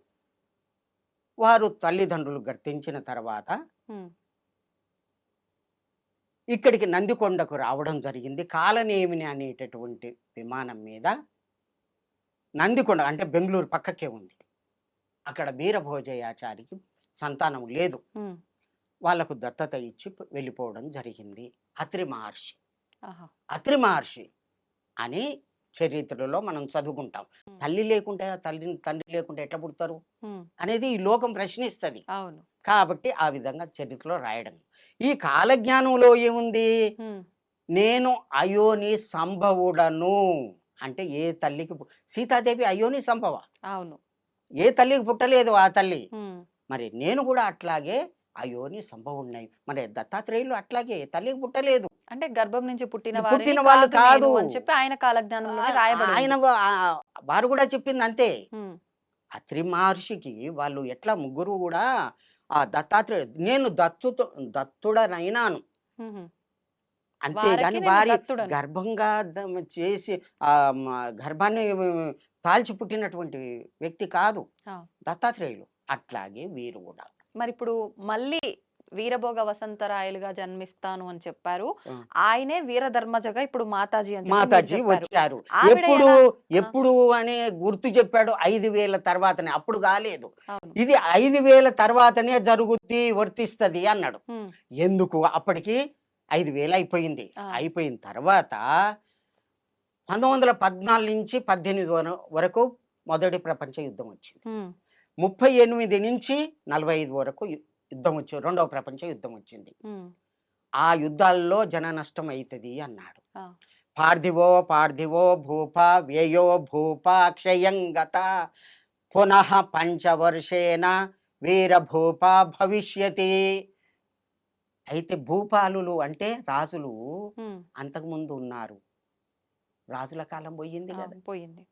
ఎప్పుడు పోయింది ఉమ్, అంటే 47కు మనకు స్వాతంత్రం వచ్చింది కదా. అవును. 47, 48లో రాజుల కాలం పోయింది కదా. ఆ రాజుల కాలం పార్థివో అంటే రాజు, ఉమ్, పార్థివ నామ సంవత్సరము, పార్థివో భూప అంటే రాజులంతా కూడా పార్థివ నామ సంవత్సరం వరకు అందరు పోతారు. ఆహా. రాజుల కాలం పోయింది. పోయింది. 48 వరకు పోయింది. పునః పంచవర్షేన మళ్ళీ 5 సంవత్సరాల తర్వాత అంటే 53 వస్తుంది. ఆ. 43 తర్వాత 53 వస్తుంది. ఉమ్. 5 సంవత్సరాలకు వీరభూప భవిష్యతి ఈయన పుడతాడు. 43 తర్వాత 53 అంటే 10 సంవత్సరాలు కదా. మీరు చెప్పింది 5 సంవత్సరాలు. 48 తర్వాత 48 కదా. 48కి వరకు పోయింది కదా, రాజుల కాలం అవును, పోయింది కదా. అవును. పోయిన తర్వాత అక్కడి నుంచి 5 సంవత్సరాలు ఉమ్, 53లో పుడతాడు ఉమ్, అన్నాడు. వీరభూప భవిష్యతి అక్కడ ఉన్నది, ఉమ్, రాసి ఉంది. అక్కడి నుంచి ఆ విధంగా కాలజ్ఞానం నడుస్తుంది. ఉహు. అదంతా సత్యం, అక్షర సత్యం అన్నమాట. అమ్మగారు పుట్టడం, భక్తుల ఉద్ధరణ చేయడము, అన్నం నీరు లేకుండా భక్తుల్ని ఇది చేయడము. ఎన్ని సంవత్సరాల పాటు ఉన్నారు అలా అన్నము నీళ్లు లేకుండా మాతాజీ? 26/7/1934లో జన్మించారు. 7/3/2020లో లింగానికి పోయారు. లింగము అంటే వారు అందరూ చనిపోయినట్టుగా ఇట్లా శరీరం ఉన్నది కానీ కళ్ళు తెరిచారు. మళ్ళీ ఇట్లా పట్టుకుంటే కాలుతున్నారు అంటే శరీరం ఎక్కడ చావు ఉంది కాదు. ఆవిడ శరీరం ఎక్కడుంది? ఇప్పుడు యానవందిలో ఉంది. లింగాన్ని రాతి లింగాన్ని చేసి దానికి ఒకటి ఇది పెట్టి లోపల పెట్టి దాన్ని స్థాపన చేశారు. సజీవంగానే. సజీవం అంటే అందరికి చూడనేమో చనిపోయినట్టు లెక్క. ఆ! కానీ దాంట్లో పెట్టిన తర్వాత కళ్ళు ఇప్పి చూడడం ఏంది? చనిపోయినట్ట అది? ఇప్పుడు అలా మనకు కనిపిస్తారా? ఇప్పుడు కాదు, పెట్టేటప్పుడు పెట్టేటప్పుడు. కనిపించింది. ఇక పట్టుకొని పోతుంటే ఇట్లా పట్టుకొని పోతారు కదా, హ్మ్. కిందంగా కాలుతున్నది. ఆత్మ ఉంటే కాలుతారా ఎవరన్నా? కాలదు. అది చల్లబడిపోతుంది దేహం. చల్లబడిపోతుంది. ఆత్మ వెళ్ళిపోయిన తర్వాత చల్లబడిపోతుంది. హ్మ్. ఆ పురుగులన్నీ వాయువు చేత మా పురుగులన్నీ వచ్చి శరీరాన్ని కథం చేస్తాయి. అట్లా చెయ్యలేదే. హ్మ్. అంటే వారి యొక్క యోగమాయ చేత లింగంలో ఉన్నారు. ఎప్పటిదాకా ఉంటారు అంటే 34 వరకు ఉంటారు. 1934 వరకు ఉంటారు. ఇది అంత అయిన తర్వాత వారు వెళ్ళిపోతారు. వేరే యోగమాయ చేత ఆవిడ బతికున్నారు కానీ అలా అగ్ని లింగంలోకి ప్రవేశించారా? ప్రవేశించారు అంతే. అంటే తను చనిపోయారేమో కానీ ఆవిడ సాధన వల్ల చనిపోవట తపో బలం అసలుకి వల్ల అసలుకి చావు ఉంటదా? హ్మ్. ఎవరికి చావు ఉండదని శాస్త్రం చెప్తుంది. ఎట్లా? హ్మ్. ఇది ప్రకృతి, దీంట్లో ఆత్మ ఉంది. హ్మ్. ఉన్నదా? ఉంది. ఆత్మ ఎట్లా ఉంటుంది? నయనం చిందంతి శస్త్రాన్ని నయనం దహతి పావక నా చయనం క్లేదయంత్యపో నా శోచయతి మారుత. ఆత్మని నీళ్ళలో వేస్తే తడవదు, నిప్పుల్లో వేస్తే కాలదు, గాలికి పెడితే ఎండదు. అటువంటి దానికి చావు లేదు. అటువంటిది నీ యొక్క శరీరంలో ఉన్నది బిడ్డ. అప్పుడు ఆత్మకి మాత్రమే కదా లేనిది మహా ఇదంతా. నువ్వు కానీ ఎవరు? మన శరీరానికి ఉంటది కదా. నీవెవరు? హ్మ్. మీ పేరేంది? హ్మ్. విజిత మేడం. అసలుకి విజిత మేడం అనేది శరీరానికా నీ ఆత్మకా? శరీరానికే. శరీరానికి ఉన్నప్పుడు నువ్వు పోయిండు అని ఎవరికి అంటున్నారు? హ్మ్. ఆత్మకి పోయిండు అని అంటారు. అంటే ఆత్మకే కదా ఆ పేరు. హ్మ్. ఈ శరీరం ప్రకృతితో కలిసిపోయింది కదా. హ్మ్. ఆ చావు ఎట్లయితుంది? ఎట్లయితుంది? ఈ శరీరం ప్రకృతిది, ప్రకృతిలో కలిసిపోయింది. హ్మ్. ఆత్మకు చావు లేదు. ఎవరు చచ్చిర్రు మరి? హ్మ్. జ్ఞాన రూపకంగా చూస్తే చావు లేదు. అంతే అన్నాడు శ్రీకృష్ణుడు. అట్లాగే అన్నాడు అంటే కదా. అది నేను దేవత. నేను పూర్వం నుంచి నాకు తెలుసు, హ్మ్. నీకు తెలియదు. నువ్వు అజ్ఞానంలో ఉన్నావు, నేను జ్ఞానంలో ఉన్నాను. ఈ జ్ఞానాన్ని నేను ముందుగా సూర్యునికి చెప్పాను. హ్మ్. తర్వాత ఏమని? ఈ భగవద్గీత అంతా కూడా హ్మ్. సూర్యుని చెప్పాను. అది తర్వాత ఇక్ష్వాకులకు వచ్చింది, తర్వాత భూలోకానికి వచ్చింది ఈ ఆత్మవిద్య. అర్జున, నేను ఇప్పుడు చెప్తున్నాను, హ్మ్. అది ఏం జరిగిందో నాకు తెలుసు ఈ ఆత్మ జ్ఞానంతో. నీకు తెలియదు, అందుకనే ఏడుస్తున్నావు. తాత జాడిండు, ముత్తాత జాడిండు, ఈ జాడు, వీళ్ళని చంపనా అని చెప్పి ఏడుస్తున్నా. అదే అర్జున విషాద యోగం. అవును. ధర్మక్షేత్రే కురుక్షేత్రే సమావేత్త యోత్సవ మామక. నాకు చెప్పు, హ్మ్. కిమ కుర్వతి సంజయ? సంజయుడు, ధృతరాష్ట్రుడు ఇక్కడ ఉన్నారు, హ్మ్. ఎక్కడ? ఢిల్లీలో ఉన్నారు. వాళ్ళు జరిగేది ఎక్కడ? యుద్ధం అక్కడ యుద్ధం చేసే దగ్గర వాళ్ళు కురుక్షేత్రంలో వాళ్ళు. ఆడికి ఎంత దూరం? ఆడ జరిగేది ఈయన చూసి ఎట్లా చెప్తాడు? హ్మ్. కాబట్టి ఆ యోగ స్థితి ఉన్న వాళ్ళే చెప్తారు కదా. కాబట్టి ఈ సంజయునికి ఆ దృష్టి ఎట్లా వచ్చింది? ఆ దృష్టి ఉన్న వాళ్ళే దీన్ని చదువుతారు. ఎవరు? భగవద్గీతని చదువుతారు. అది కేవలం పఠన గ్రంథం కాదు, యోగ గ్రంథము. మొదటి శ్లోకం ఇది. ఓకే. అది నువ్వు చదివితే, అభ్యాసం చేస్తే నీకు ఆ శక్తి వస్తుందని పరమాత్మ మొదటి శ్లోకంలో చెప్పిండు. హ్మ్. అర్థమైంది కదా. అర్థమైంది. కాబట్టి అటువంటి శక్తి వీళ్ళకున్నది. కాబట్టి పాప ప్రక్షాళన చేసి ధర్మ రక్షణ చేయటానికి వచ్చినటువంటి పరమాత్ముడు వీర బ్రహ్మేంద్ర స్వామి, హ్మ్. వీర ధర్మజులు. ఓకే. ఇదే అన్నమాట. ఇప్పుడు ఆ విషయం పక్కన పెట్టేస్తే కాసేపు ఉమ్. మీ విషయానికి వస్తే, ఆ, నేను ఇందాక ఇంట్రోలోనే చెప్పేసిన, ఆ, అంటే ఆయన రాస్తే ఉమ్, మీరు దాన్ని చదవటానికే పుట్టిన ఆ. ఆయన అంశ అని చెప్పి మీరు చెప్తున్నారు. అవును. ఎలా నమ్మాలి? ఉమ్. ఏంటి? ఉమ్. ఎంతో మంది ఉంటారు రాములు అనే పేరుతో. ఆ. మీరే ఆయన అని చెప్పి మేము ఎలా నిర్ధారణ చేసుకోవాలి? స్వామివారు రాసింది 400 సంవత్సరాలు. వారి యొక్క వారు 175 సంవత్సరాలు జీవించారు. మామూలు కాదు. 175. 175, 180 అని వాళ్ళు చెప్తారు. హ్మ్. అట్లాగే సిద్ధయ్య కూడా. ఎవరు 175, 80 సంవత్సరాలు జీవించింది ఎవరు? వీర బ్రహ్మేంద్ర స్వామి. ఒక్కటి జీవించారు అని అంటే మరణం ఉన్నట్టే కదా. వీళ్ళకు మరణం ఆయన జీవ సమాధిలో కూర్చున్నాడు, మాయమే వెళ్ళిపోయాడు.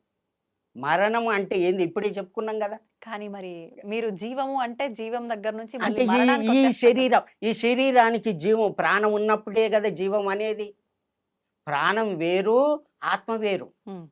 ఈ ప్రాణం ఉన్న శరీరంలోనికి ఆత్మ ప్రవేశించిన తర్వాతనే ఈ యొక్క జ్ఞానేంద్రియాలు కర్మేంద్రియాలు అన్నీ చైతన్య రూపం వస్తాయి, చూడగలుగుతుంది, చదవగలుగుతుంది, మాట్లాడగలుగుతుంది. ఆ యొక్క ఆత్మ లేకుంటే ఈ యొక్క శరీరం మృతప్రాయం.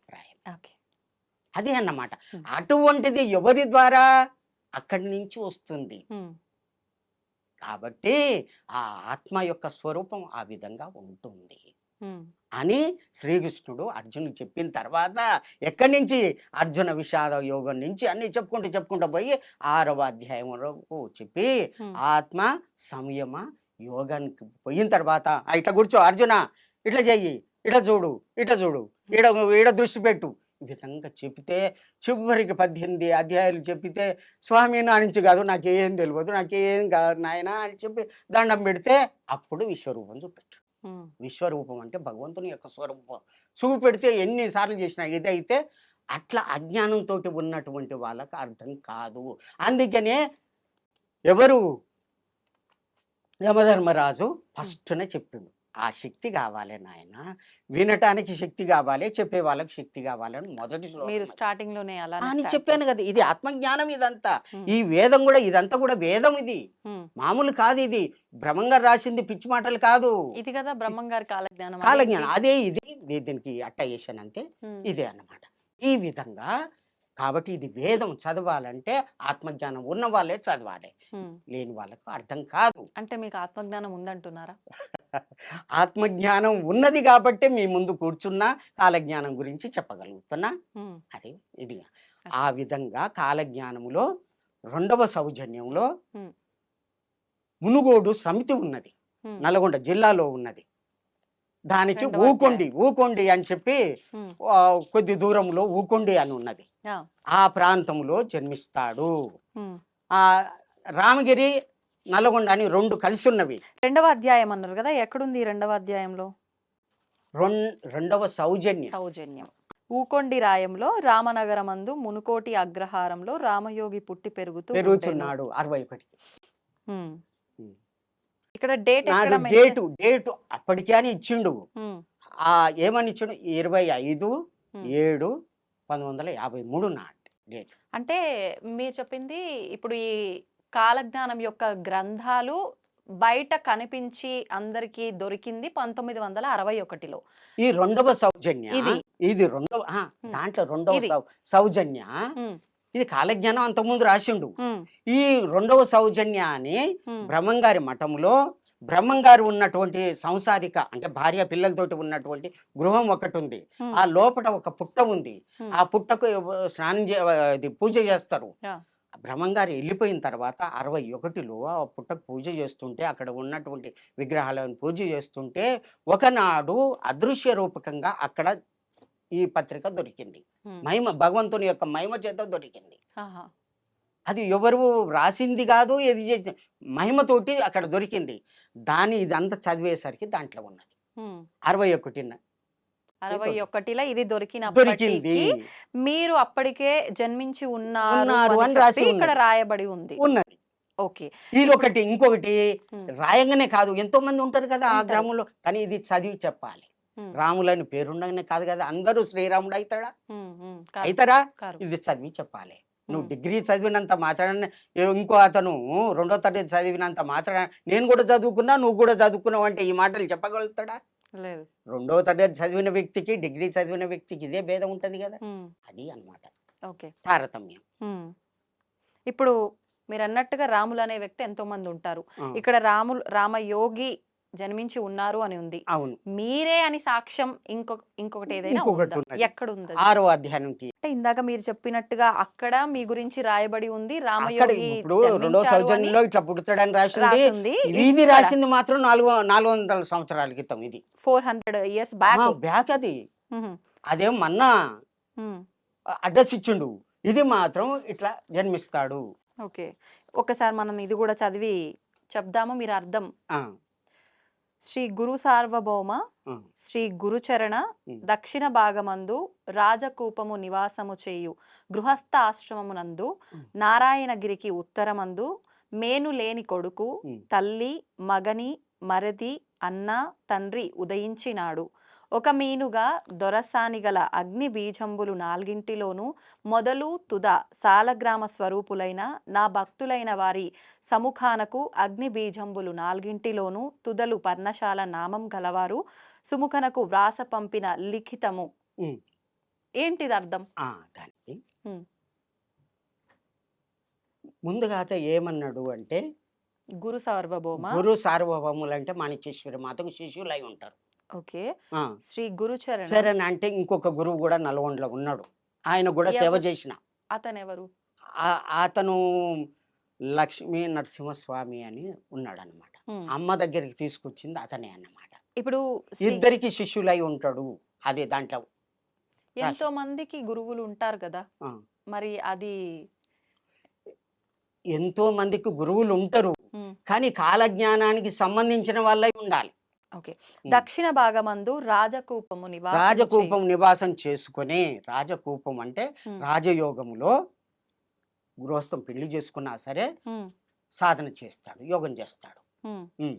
నారాయణగిరికి ఉత్తరమందు మేను లేని కొడుకు అని. నారాయణకి అంటే తిరుపతికి ఉత్తర భాగములో ఉమ్. యాదగిరి గుట్ట ఇక్కడ గోపాలస్వామి గుట్ట అని ఉంది. వేణుగోపాల స్వామి ఆ గుట్ట. గుట్టకు దక్షిణ భాగములో ఉమ్. ఇతను జన్మిస్తాడు. ఎవరు?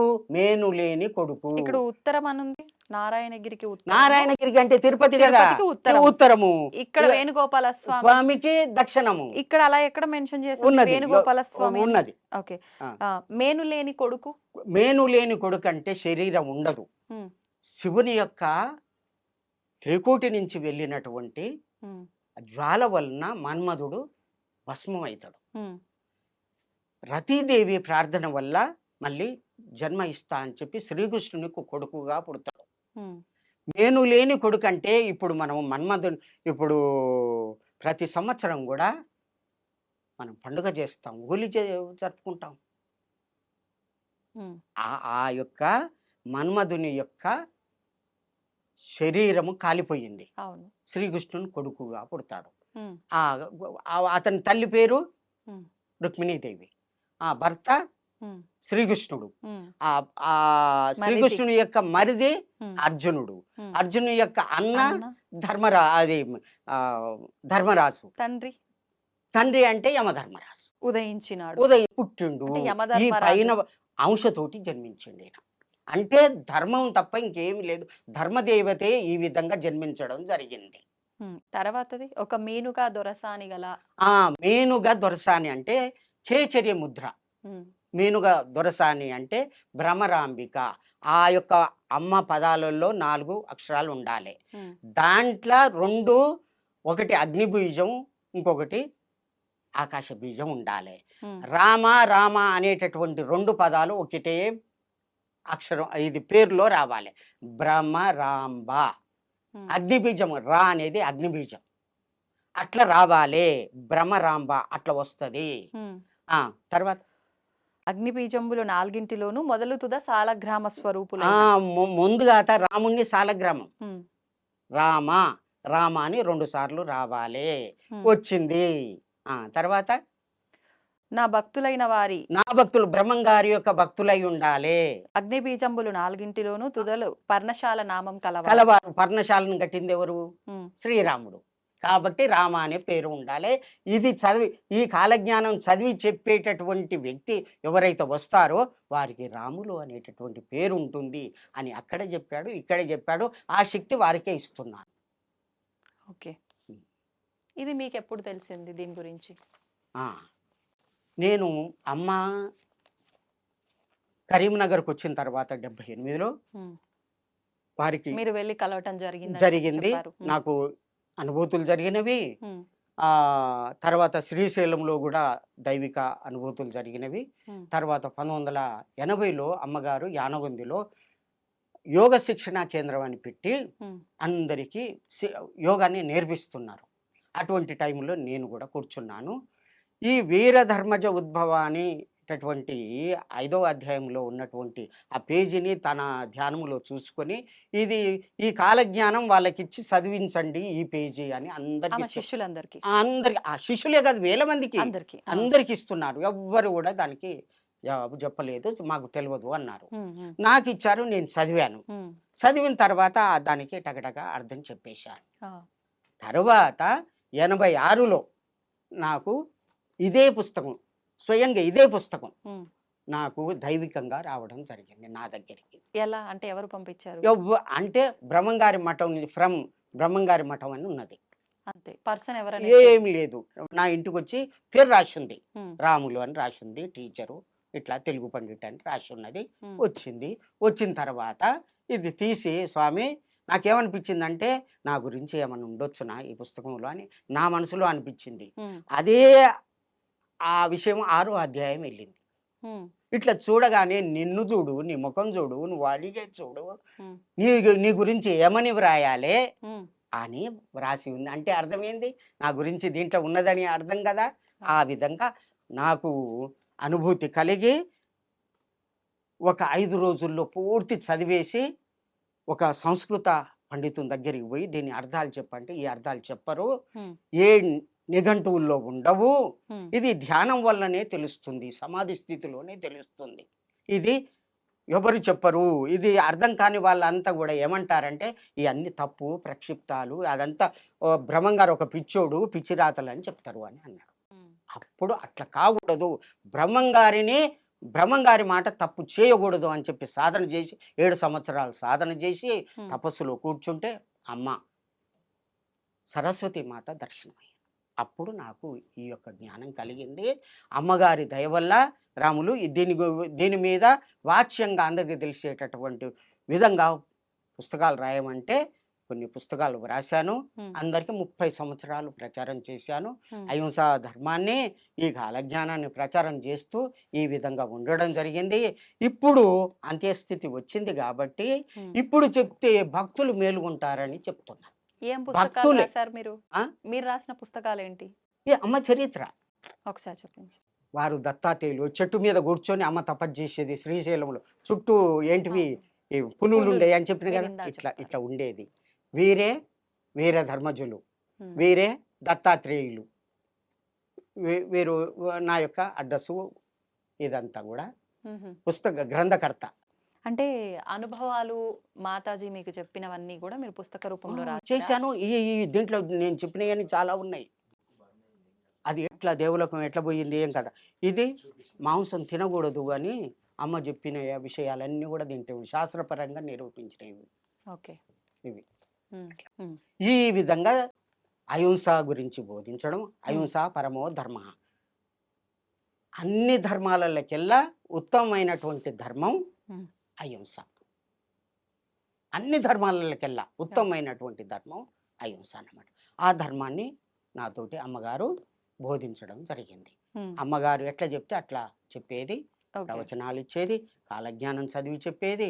దీంట్లో ఇట్లా ఉన్నదని భక్తులకు అందరికీ కూడా 30-40 ఏండ్లు ఆ విధంగా చెప్పి ఉమ్, చేశాను. వారు అమ్మగారు తపస్సులో ఉన్నారు. భక్తులకు ఇదంతా జ్ఞానం కలిగించడానికి ఇదంతా చేస్తున్నాము ఆ భగవంతుని దయ వల్ల. ఉమ్. ఆ. అయితే మీరు అన్నట్టుగా ఇప్పుడు ఈ కాలజ్ఞానం అందరూ చదవగలుగుతారు కానీ దాంట్లో ఉన్న సారాంశాన్ని మాత్రం ఎవరు బయటికి వ్యక్తపరచలేరు. ఉమ్. నేను ఆయన అంశతో పుట్టాను కాబట్టి నేనే వ్యక్తపరచగలను అని చెప్పి, అంటే ఇప్పటి వరకు జరిగిందంతా అంటే అందరికీ తెలిసిందే. ఇప్పుడు జరగబోయేది ఉమ్. ప్రస్తుతం మనం వింటున్నాం 2025లో ఉమ్. ఆల్రెడీ ఇప్పటికే మనం చూసాం రకరకాల విపత్తులు, ప్రళయాలు చాలా చాలా చవి చూసాము, ఇంకా జరగబోతున్నాయి అని చెప్పి వింటూ ఉన్నాము. ఇప్పుడు ప్రస్తుతం యుద్ధ వాతావరణం కూడా నెలకొంది. ఉమ్. కొన్ని దగ్గరలో దాడులు జరగబోతున్నాయి అని చెప్పి, బాంబు దాడులు జరగబోతున్నాయి అని చెప్పి రకరకాలుగా మాట్లాడుకుంటున్నాం. ఎవరెన్ని చెప్పినా కూడా ఎంతవరకు ఉందో వాస్తవం అని చెప్పి ఒక మూఢనమ్మకంగా కొట్టిపారేస్తుంటాము, కొన్ని సందర్భాల్లో నమ్ముతూ ఉంటాం. కానీ బ్రహ్మంగారి కాలజ్ఞానం అనేసరికి ఖచ్చితంగా ఇప్పటి వరకు మనం చూసిన దాన్ని బట్టి అన్ని జరిగాయి, ఇక మీదట కూడా జరుగుతుంది అనే నమ్మకం ప్రతి ఒక్కరికి ఉంటుంది. మరి మీరు ఈ పుస్తకం చదవగలుగుతారు, దాంట్లో వివరించగలుగుతారు, మీకు అర్థమవుతుంది ఏముంది ముందర ఏం జరగబోతోంది ఇక మీదట. వారే కాలజ్ఞానంలో 11వ అధ్యాయము వీరధర్మజ చరిత్ర అని రాసిండు, సంస్కృతంలో రాసిండు. ఉమ్, ఉమ్, తెలుగులో కూడా పదాలు అర్థమయ్యేటట్టుగా అది ఖగోళ శాస్త్రం, ఉమ్, మామూలు విషయం కాదు. అది ఖగోళ శాస్త్రం, అది జ్యోతిష్యం ఉంది. ఖగోళం జ్యోతిష్యం అంతా మిళితం చేసినటువంటి ఆ ఒక ఒక కాలజ్ఞానం మొత్తం కాదు, ఏకాదశ అధ్యాయం రాశాం. ఒక First 11 అధ్యాయం ఒకటే అధ్యాయం మ్మ్. అదంతా రాశారు. దాంట్లో చివరిన ఎండు చేస్తున్నాడు. ఇక ఆహా. ఎండు చేస్తూ చివరిన మీనరాశి నుంచి మొదలు పెట్టాడు. వారు రాసిందే, మ్మ్. దాన్ని డేట్లలో తీసి నేను చెప్తున్నాను. అలాగే శని మీనరాశిలో 29/3/2025 నాడు ప్రవేశించింది.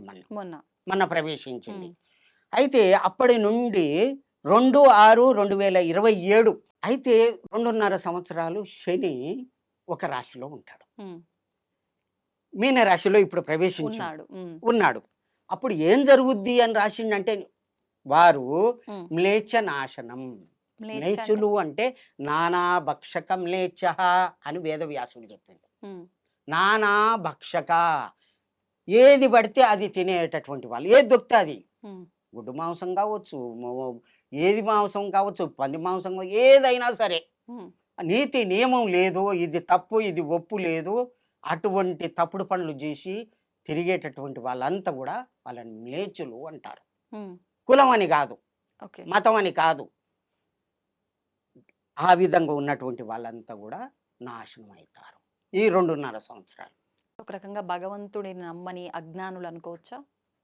నమ్మకపో, నువ్వు దైవికంగా ధర్మంగా ఉంటే చాలు. ధర్మం ముఖ్యం. ఇక్కడ ధర్మం ఉండాలి కదా, ఉండాలి.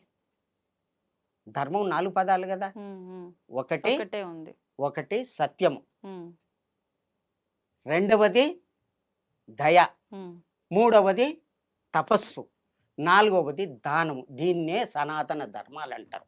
మేను ఉండేటటువంటి భాగవతంలో చెప్పినట్టు ఈ 4, దీనికి ఎన్నో వేలు ఉపధర్మాలు అవన్నీ కూడా చెప్పవచ్చు. ఇవి ముఖ్యంగా 4. ఈ 4లో ధర్మంగా ఉండాలంటే నువ్వు ఉండు అంటే ఉంటారా? సత్యం పలుకురా అంటే పలుకుతారా? అందరూ అబద్ధాలే పలుకుతారు. తపస్సు చేయరా అంటే చేస్తారా? నా నుంచే కాదు, మనసు నిలబడతా అంటారు. దానం చేయరా అంటే నువ్వు చెయ్యి, నాకెందుకు, నేనేం చేస్తా. ఈ 4 గుణాలు ఎప్పుడైతే ఉంటాయో దాన్ని సత్యయుగము అంటారు. ఇప్పుడు అమ్మగారు వచ్చిన తర్వాత అందరూ భక్తులయ్యారు. అప్పుడున్నటువంటి కలి యొక్క ఉధృతి ఇప్పుడు లేదు. అందరూ యజ్ఞం చేస్తున్నారు, యాగం చేస్తున్నారు, పూజలు చేస్తున్నారు. ఇది పాపం అంటురు, ఇది పుణ్యం అంటురు, దానాలు చేస్తున్నారు. ఇది కూడా దీన్ని ఏమంటారు? కలియుగం పోయింది, సత్యయుగానికి మార్పు జరుగుతుంది అని. కానీ ఒకటి ఏంటంటే, ఒక షాప్లకు వేరు మీరు అయితే వాడు మర్చిపోయి ఒక 10,000 సొమ్ము నీకు ఇస్తాడు. దొరికింది కదా అని చెప్పి ఒక 100 రూపాయలు ఇచ్చి అది సంతోషంగా వానికి తెలియదని చెప్పి నువ్వు ఇంటికి తీసుకొస్తావు. ఆ భావన పోవాలి. ఆ భావన పోయినప్పుడే సత్యయోగం వస్తుంది. అది ఎప్పుడు వస్తుంది అంటే ఇది చెప్తున్నాడు. అది మీనరాశిలో శని ప్రవేశించినప్పుడు 2.5 సంవత్సరాలు మ్లేచ్చులంతా కూడా పోతారు. మేషరాశికు ఎప్పుడు వస్తుండు? 3/6/2027 వస్తున్నాడు. వచ్చి 7/8/2029 వరకు ఉంటాడు. అప్పుడు కొద్దిగా మాత్రమే మేలు జరుగుతుంది. భయంకరమైనటువంటి స్థితి జరుగుతుంది లోకం మీద.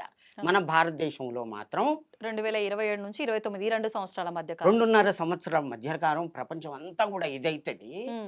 మన యొక్క భారతదేశం వ్యక్తే ప్రపంచానికి అధిపతి అవుతాడు. రాజుల కాలం పోయింది, రాజరికాలు కొన్ని దేశాలకే ఉన్నాయి, వాళ్ళు పోతారు అంతే కదా. ఇప్పుడు రాజుల కాలం లేదు. ఆయన ఏమని చెప్పిండు? రాజుల కాలం పోతుంది అనుకున్నాడు. పంచాయతీ రాజ్యం వస్తుంది అన్నాడు. పంచాయతీ రచ్చకొట్టములందు మొత్తుకునేరు అని రాశాడు. రచ్చకొట్టములు అంటే పంచాయతీ రాజ్యాలు వస్తుంది, రాజుల కాలం పోతుంది, పంచాయతీ రాజ్యం వస్తుంది అని క్లియర్గా రాశాడు. తర్వాత బస్సులు వస్తాయి, హరి నీల తామ్ర శకటములు ఊర్లకు ఊరికేనుమా అంటాడు. అంటే బస్సులు అన్నీ తిరుగుతుంటాయి. అప్పుడు ఉన్నాయా? విమానాలు నడుస్తాయి అన్నాడు. వచ్చినాయి కదా. సూత్రప్రాయంబుగా పట్టాలు వేసి పొగబండ్లు నడిపిస్తారు అన్నాడు. నడిపించిండు కదా. ఉత్తర దేశాన సత్తుగా ప్రజలెంత కత్తులతో వేటలాడేరు, మా కత్తులతో పొడుచుకొని చేస్తారు. చదివిండు కదా. ఉత్తరా దేశాన వైశ్యకులామందు ఉత్తమ గాంధకుడు పుట్టేను. వైశ్యకులంలో ఆయన పుట్టిండు కదా. ఏ ఆడ జరగలేదు, జరిగినాయి కదా. కానీ కొన్ని బ్రహ్మంగారు చెప్పిన అంటే జరగనివి కూడా ఉన్నాయి అంటారు కదా. అంటే జరుగుతాయి అని అర్థం కదా. జరగనివి ఉన్నాయి, జరుగుతాయి అని అర్థం కదా. అయితే ఆ విధంగా జరుగుద్ది. ఉమ్, తర్వాత కించిత్తు కొద్దిగా మన భారత్ కానీ హైదరాబాద్ మాత్రం చాలా బాగుంటుంది. ఇక్కడనే కృష్ణా గోదావరి మధ్య ఈ కృష్ణా గోదావరి మధ్యలో భగవంతుడు జన్మిస్తాడు. ఈ ప్రాంతంలో తిరుగుతాడు. ఇక్కడనే కదా పుట్టింది అమ్మ. ఉమ్, ఈ మధ్య భాగంలోనే అమ్మ పుట్టింది.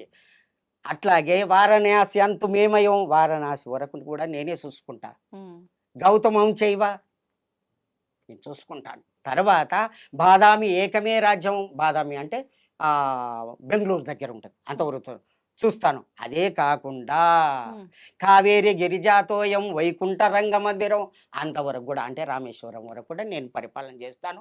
నా భక్తుల్ని రక్షించుకుంటాను. మిగతా వాళ్ళంతా కూడా పాపాత్ములంతా నాశనం అవుతారు. ఉమ్, ఇది జరుగుద్ది, జరిగి తీరుతుంది. సత్యం సత్యం న సంశయ. ఈ విధంగా జరుగుతుంది. ఇప్పుడు 29 తర్వాత ఆ నెక్స్ట్. ఈ 29 ఇదైన తర్వాత వృషభ రాశికి శని ప్రవేశమవుతాడు. ఎప్పుడు అంటే 8/8/2029కి ప్రవేశించి 35/2032 వరకు ఉంటున్నాడు. అప్పుడు ఏం జరుగుద్ది? బాంబింగ్ జరుగుద్ది. ఎక్కడ? మన భారతదేశానికి ఈశాన్య మూలం అంటే కలకత్తా. కలకత్తాలో గంగా నది అక్కడ పోయిన తర్వాత ఉగ్లీ అని పేరు పిలుస్తారు గంగా నదిని. ఆ ఉగ్లీలో ఆ ప్రాంతంలో బాంబింగ్ అవుతుంది. అక్కడ విషగాలి మొదలవుతుంది. ఆ గాలి అంతా కూడా మన భారతదేశానికి ఇదంతా చుట్టుకుంటుంది. ఆ గాలి పీల్చగానే అందరు చేస్తారు. చైనా తోటి వచ్చేటటువంటి అవకాశం ఉన్నది. అంటే కానీ భగవంతుడు తప్పియొచ్చు. అది కూడా వచ్చేటటువంటి ప్రమాదం తప్పియడానికే కదా పూజలు చేస్తాం మనం. గ్రహ దోషాలు ఇవన్నీ ఎందుకు చేస్తాం? ఆయన పూజ చేస్తే ఇట్లా అవుతుంది, ఈయన పూజ చేస్తే అట్లా అవుతుంది అంటే అవుతుంది, నిజమే. ఆ దోషాలు కూడా తొలగియొచ్చు. అకాల మృత్యుహరణం అని పూజలో మనం అంటాం కదా, ఆ పూజ చేస్తాం కదా. అకాలంగా వచ్చేటటువంటి మృత్యువులు కూడా పూజ వల్ల తొలగిపోతాయని అర్థం కదా. ఇది కూడా భగవంతుడు తొలగియవచ్చు. కానీ ఇట్లా ఉంటుంది అది. అప్పుడు యుద్ధం జరగవచ్చు. అయినా సరే బాంబింగ్ అయినా సరే ఇక్కడ ఉన్నటువంటి భగవంతుడు దాన్ని నిరోధిస్తాడు. అక్కడ చూడండి ఒకటి పాకిస్తాన్లో చేసినటువంటి బాంబులు అన్నీ కూడా మన భారతదేశానికి పక్కన ఉన్నటువంటి ఒక దేవాలయం ఉంది. ఆ దేవాలయం దగ్గర పడినటువంటి బాంబులు పేలవు. ఆ తల్లి కాపాడుతుంది. అంటే మన దగ్గర ధర్మం ఉందనే కదా. అవునా కాదా? ఈ సాక్ష్యం అండి ఇది. మీరు చూడొచ్చు. అట్లాగే ఇక్కడ ఉన్నటువంటి భగవంతుడు ఎవరు ఎటువంటి బాంబులు వేసినా సరే ఆయన రక్షిస్తాడు. ఎట్లా శ్రీకృష్ణుడు అర్జునుడు రక్షించలే? ఎటువంటి ఇది బాణాలు వేసినా కానీ అన్ని లేకుండా ఆంజనేయ స్వామిని పెట్టి ఇది చేసిండు కదా. చివరికి అర్జునుడికి చెప్పడానికి ఆంజనేయ యువతలకి రాగానే రమ్మనంగానే వచ్చిండు. ఆ యొక్క రథమే పేలిపోయింది. ఆ విధంగా జరుగుద్ది. భగవంతుడు రక్షిస్తాడు. కలికి భగవానుడు పుట్టాడు. అమ్మనే కాదు, మళ్ళా తాను వస్తా అన్నాడు కదా. ముందు కదా పంపిడు, తర్వాత వస్తా అన్నాడు కదా. మళ్ళీ అదే గ్రహస్థితి. ఏది? చంద్రుడు, సూర్యుడు, గురువు ఏకరాశిలో సమయశాంతి అని చెప్పుకున్నాం కదా. మళ్ళీ 12/8/2026 నాడు మళ్ళా వస్తుంది. సేమ్ అదే గ్రహస్థితి. దానివల్ల అది అంటే ఈ మధ్యకాలాన్ని సంధికాలం అంటారు. దానికంటే ముందు కలికి భగవానుడు ఆయనే పుట్టాలి. ఎవరు? మహావిష్ణువే పుట్టాలి. ఒరిస్సాలో పుట్టడం. ఒరిస్సాలో పుట్టాడు. ఆ భవిష్యమాలిక గురించి ఇది కాలజ్ఞానం ఎట్లా వీరబ్రహ్మేంద్ర స్వామి రాసిండో, శ్రీకృష్ణుని యొక్క స్నేహితులు 5గురు వారి యొక్క అంశతోటి పుట్టి పూరి జగన్నాథులో కూర్చొని వటవృక్షం కింద కూర్చొని భవిష్యమాలిక అనే గ్రంథాన్ని రాసిండ్రు. ఎప్పుడు జరిగింది ఇదంతా? ఏ సంవత్సరంలో? 1485 తర్వాత జరిగింది. అయితే రాసిన దాంట్లో ఏముంది? ఇప్పుడు జరిగేదంతా కూడా రాసింది. పాకిస్తాన్ అనే పేరు ఉంది, అప్పుడు లేనే లేదు పాకిస్తాన్ అని పేరు రాసినాడు. అవన్నీ కూడా క్లియర్గా రాసింది. అది కూడా నేను చదివాను. భవిష్యత్ పురాణం చదివాను, భవిష్యమాలిక చదివాను, ఇటు భాగవతం చదివాను, భగవద్గీత చదివాను, ఈ కాలజ్ఞానం చదివాను. ఏ ఏ పురాణాల్లో కూడా ఏ ఏ గ్రంథాల నుంచి ఈ విధంగా ఉన్నదో అదంతా కూడా చదివి మేము ముందు కూర్చున్నాను. తల్లి ఒట్టిగా రాలేదు, నేను గట్టిగా వచ్చే అందరికీ కూడా చెప్పడానికి వచ్చాను. తర్వాత ఈశాన్యముల నుంచి ఈ విధంగా జరుగుతుంది అన్నాడు. అది రావచ్చు, వస్తుంది. భగవంతుడు రక్షిస్తాడు మన భారతదేశం వాళ్ళని. కానీ నమ్మకతోటి ఉండాలి. ఓం నమో భగవతే వాసుదేవాయ ఇదే చెప్పిండు. ఓం నమో భగవతే వాసుదేవాయ అను అదే వెళ్ళిపోతుంది అంతే. అక్కడ మాలికలో ఏమని చెప్పిండంటే మాధవాయ నమః అంటే వెళ్ళిపోతుందట. అంతే అవి ఏమీ కావు, ఓకే. నీళ్ళు అయిపోతాయి. భగవంతుడు రక్షిస్తాడు. తర్వాత మిథున రాశికి శని ప్రవేశం అయిన తర్వాత 31/5/2032లో ప్రవేశిస్తున్నాడు. తర్వాత 11/7/2034 వరకు ఉంటుండు. అప్పటి వరకు నేను ఇంతకుముందు చెప్పాను కదా, ఒక షాపులోకి పోయి ఇట్లా చేసి ఆయన చూస్తలేడు, ఆహా అలాంటిదో- బాగుంది అని నీ అవును. భావన వచ్చింది కదా, అది కూడా ఉండదు. అందరూ కూడా సత్య పురుషులై నువ్వు ఈ విధంగా వచ్చావు, నేను ఇట్లా తీసుకపోతే తప్పవుతుంది అని చెప్పి నువ్వు డబ్బులు కట్టి తెచ్చుకుంటావు. దాన్నే సత్యయుగ లక్షణము అంటారు. ఓకే, అర్థమైంది కదా. అర్థమైంది. అది ఆనందనామ సంవత్సరము 2034 కలియుగ ధర్మం, ఇప్పుడున్నటువంటి కలియుగ ధర్మం ఏదైతే ఉందో అంటే పాపం చేయుట, హింస, క్రోధం ఇదన్నీ ఉన్నాయి కదా, అవన్నీ కూడా పోతవి. ఎప్పుడు 34లో పోతాయి. సత్యయుగ ధర్మం నిలిసే ధర్మం హరి ఎక్కువగా ఉంటుందనా? గోవింద గోవింద బ్రహ్మం శివ గోవింద గోవింద బ్రహ్మం.